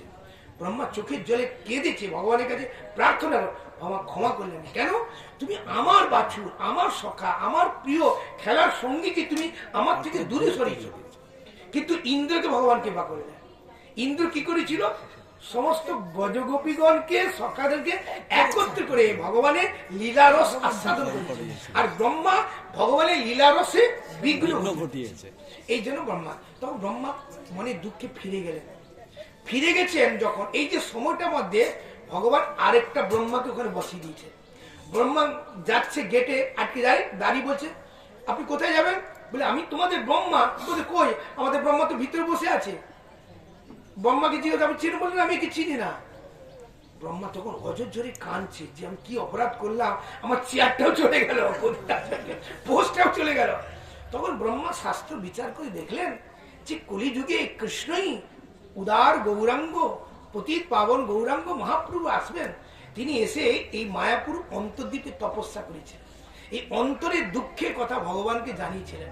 তখন গৌরসুন্দর দর্শন দিয়েছিলেন যে আমি কলিযুগে আসবো, তুমি আমার পার্শ্বদ্বীপে লাভ করবে, কিন্তু তুমি অপরাধ করেছো বলে তুমি যবন করে তোমাকে জন্ম হতে হবে, কিন্তু আমার সাধনা করেছি বলে আমি তোমাকে নামাচার্য হরিদাস ঠাকুর বলে খ্যাতি করবো। সেই ব্রহ্মাই কলিযুগে নামাচার্য হরিদাস ঠাকুর বলে। ভক্তবৎসল ভগবান কি ভগবান লীলা। এটি বস্ত্রহরণ লীলাটা হয়েছিল হেমন্ত ঋতু। হেমন্ত ঋতু কোন মাস বলা হয়? কে বলতে পারে? অগ্রহায়ণ মাস। ঠিক বলেছে, হেমন্ত। ওই অগ্রহায়ণ মাসে কেমন ঠান্ডা বৃন্দাবনে? এখন ঠান্ডা নেই। আগে ঋতুগুলো এত প্রভান্বিত ছিল, এখন লেপ গাওয়ার ঠান্ডা নেই। আগেকার কনকনে ঠান্ডা ছিল। মানে আমি মায়াপুরে থাকতাম, মানে সেই গঙ্গার হাওয়া আছে না, হু করে কাঁপতো, পরিক্রমা করতাম, দৌড়ি দৌড়ি করতাম, মানে আস্তে আস্তে করে দেরি হবে, মানে দ্রুত গতিতে দৌড়াতে হতো, মানে সেই ঠান্ডা নেই। যাই হোক, সেই অঘ্রাণ মাসে বৃন্দাবনে প্রচন্ড ঠান্ডা, কনকনে ঠান্ডা। ওই অঘ্রাণ মাসে ছোট্ট ছোট্ট বালিকা, এই পুটকি পুটকি, এই পুটকি পুটকি বাচ্চাগুলো সকালবেলা উঠে, মানে ব্রহ্ম মুহূর্তে উঠে, তারা সব যে যার নাম দেখতে, যে যার নাম আছে, শালিনী, মেলিনী, রুমা, ইত্যাদি নাম ডেকে তারা সঙ্গে একসঙ্গে যমুনার তটে যেত। যমুনার তটে গিয়ে বস্ত্র রেখে, মানে খুব সুন্দর করে অবগাহন করত, আর স্নান করে তারপরে বালুকা, নদীর বালুকা দিয়ে দেবী মূর্তি তুলতে। কাত্তায়নী মহামাহি মহাযোগী নদেশ্বরী নন্দ গোপ সুতং দেবী প্রতিমে কুরু। হে দেবী কাত্তায়নী, তুমি এমন কৃপা করো যেন নন্দ বাবার ছেলে কৃষ্ণ যেন আমাদের পতি হয়। এইরূপ তারা 1 মাস খুব কঠিন ব্রত করেছিল। এই ব্রততে যখন ব্রত 1 মাস পূর্ণাপ্তি হবে, ভগবান সেখানে উপস্থিত হলেন। উপস্থিত হয়ে তাদেরকে অনেক পরীক্ষা করলেন। এখন সেটা আছে চিরঘাট বলা হয়, বস্ত্রণ চিরঘাট। সেখানে ভগবান তাদেরকে বস্ত্র হরণ করে নিয়েছিলেন, তারপরে তাদেরকে পরীক্ষা করলেন, পরীক্ষা করে তাদেরকে আবার সেই বস্ত্র ফিরে দিলেন। এরপরে একটি লীলা হচ্ছে, যজ্ঞ পত্নীগণকে কৃপা করেছেন ভগবান। যাজ্ঞিক ব্রাহ্মণরা ওই আঙ্গিরাস যজ্ঞ করছিলেন, ভগবান সখাদের সঙ্গে গেছেন। তো যেতে যেতে জঙ্গলে যা খাবারগুলো খেয়ে ফেলেছে, খেয়ে ফেলার পরে ক্ষুধা পেয়েছে। ক্ষুধা পাওয়ার পরে আর কেউ সহ্য করতে পারছে না। মধ্যপ্রদেশে ক্ষুধা পেলে, ক্ষুধা আর তখন সহ্য করতে পারছে কানায় বলায় আমরা আর সহ্য করতে পারছি না, কিছু খাওয়ার ব্যবস্থা করো। বলছে জঙ্গলে কোথায় কি খাওয়া পাবো? বলছে না, তোমরা করলে তোমার সবকিছু পারো। বলে যাও, এই ব্রাহ্মণ পল্লীতে আঙ্গিরাস যজ্ঞ করছে, ওই ব্রাহ্মণরা যজ্ঞ করছে, ওখানে গিয়ে বলো যে আমরা বলরামের সঙ্গে কৃষ্ণের সখা, আমরা গোচারণ করতে এসেছি, আমাদের খুব ক্ষুধা পেয়েছে, কিছু খাদ্য দাও। এ কথা যখন এসে বলছে, ব্রাহ্মণরা তো অভিমান থাকে, অহংকার থাকে, আমি অভিমান থাকে, তো ব্রাহ্মণদের, আরে তুমি তো কলিযুগে ব্রাহ্মণ, ছাড়ো। তো বলছে ব্রাহ্মণরা অভিমান থাকে, মানে ব্রাহ্মণদের একটা ব্রাহ্মণ কুলে জন্ম হয়েছে বলে তারা অন্যান্য মানে ক্ষৈত্র বৈশ্যকে একটা নিকৃষ্ট ভাবে, এটা অভিমান ভালো না। তো এই জন্য কুলমদ বলমদ এগুলো ভালো না। যাই হোক, তো ব্রাহ্মণরা ওই কৃষ্ণ এসেছে, সখার এসেছে, বলছে ওং বরুণায় স্বাহা, ওং অগ্নায় স্বাহা, ওং বায়বে স্বাহা, ওং চন্দ্রায় স্বাহা, ওই যজ্ঞে তো হবন দিয়েছে। বলছে হে ব্রাহ্মণ দেবতা, হে ব্রাহ্মণগণ, আমরা কৃষ্ণ ভিক্ষাং দেহি পিতর ইত্যাদি বলছে। ও শুনছে না, ও বরুণায় স্বাহা, মনের দুঃখে ফিরে গেল। কৃষ্ণ কাছে বললো যে দেখো, আমাদের বললাম পাত্তাই দিল, বলছে যা যোগ্য পত্নীদের কাছে, মায়েদের কাছে দাও, মায়েরা ভালো ভালো মালপোয়া পিঠে পাটি সাপটা বানাচ্ছে, হ্যাঁ গুড় পিঠে সর পিঠে বানাচ্ছে, হ্যাঁ পুষ্পান্ন পরমান্ন বানাচ্ছে, লুচি, হ্যাঁ ইত্যাদি, ও মায়েদের কাছে যাও, আমাদের কিছু দেবে। তখন আবার এসেছে, এসে যে মায়েদের কাছে বলছে ভিক্ষাং দেহি মাতর, আমরা কৃষ্ণের সখা বলরামের সঙ্গে এসেছি, আমাদের একটু দিয়ে দাও। যেই বলেছে কৃষ্ণ এসেছে, বলাই এসেছে, ওই যা যা বাণী ছিল ঝুড়ি ঝুড়ি সব মাথায় তুলে দিচ্ছে, নিজেরা নিতে চলেছে। নিয়ে গেছে, কোন এক বিপ্র পত্নীকে আটকে ঘরে তালা বন্ধ করেছে। ওইখানে চিন্তা করতে করে কৃষ্ণচরণ প্রাপ্তি হলেন। আর যারা চলে গেলেন, কৃষ্ণকে আনন্দ করে সব তৃপ্তি করে খাওয়ালেন। খাওয়ানোর পরে কৃষ্ণ বলছে এবার বাড়ি চলে যাও। বলে বাড়ি যাবো কি, বাড়ি তো তালা পড়ে গেছে, এখন আমরা স্বামীকে ছেড়ে এসছি, তালাক দিয়ে এসছি, এখন স্বামী তার ঘরে ঢুকতে দেবে না। বলছে না, তস্মিন তুষ্টে জগৎ তুষ্টে প্রণীতি জগৎ, এখন তোমরা যাও। তারা ধিক্কার আসছে, কার ধিক্কার আসছে, যে আমরা ব্রাহ্মণ, আমরা দ্বিবেদী ত্রিবেদী চতুর্বেদী, আমরা, এরা স্ত্রী জাতি অবলা, এরা বেদ জানে না, যজন জানে না, তারা কৃষ্ণ ভক্তি করলো, কৃষ্ণকে ভগবান বলে জানলো, আর আমরা যজ্ঞের ভিতর আছি, আমাদের হলো না। তাদের মধ্যে একটা কষ্ট হচ্ছে, মানে ভগবান যখন সেবা গ্রহণ করছেন, ভগবান যখন প্রসন্ন হচ্ছে, তাদের মধ্যে ধিক্কার এসে যাও, তোমাদের জন্য প্রতীক্ষা করছে, তোমরা গেলে তোমাদেরকে নিয়ে আঙ্গিরাস যজ্ঞ করবে। তো তখন ফিরে আসলো, ব্রাহ্মণ পত্নী যখন ফিরে আসলো, ব্রাহ্মণরা তাকে প্রণাম করে আলিঙ্গন করে কৃষ্ণ বলে যজ্ঞ পত্নী কি পাগারি কৃষ্ণ ভগবান কি। এরপর একটি অন্নপুর উৎসব আছে, এটি হচ্ছে কার্তিক মাসে কালী পূজা, 15 মিনিট, 1:15, হ্যাঁ এখন 1টা বাজেনি, 15 মিনিটের মধ্যে ছেড়ে দেবো।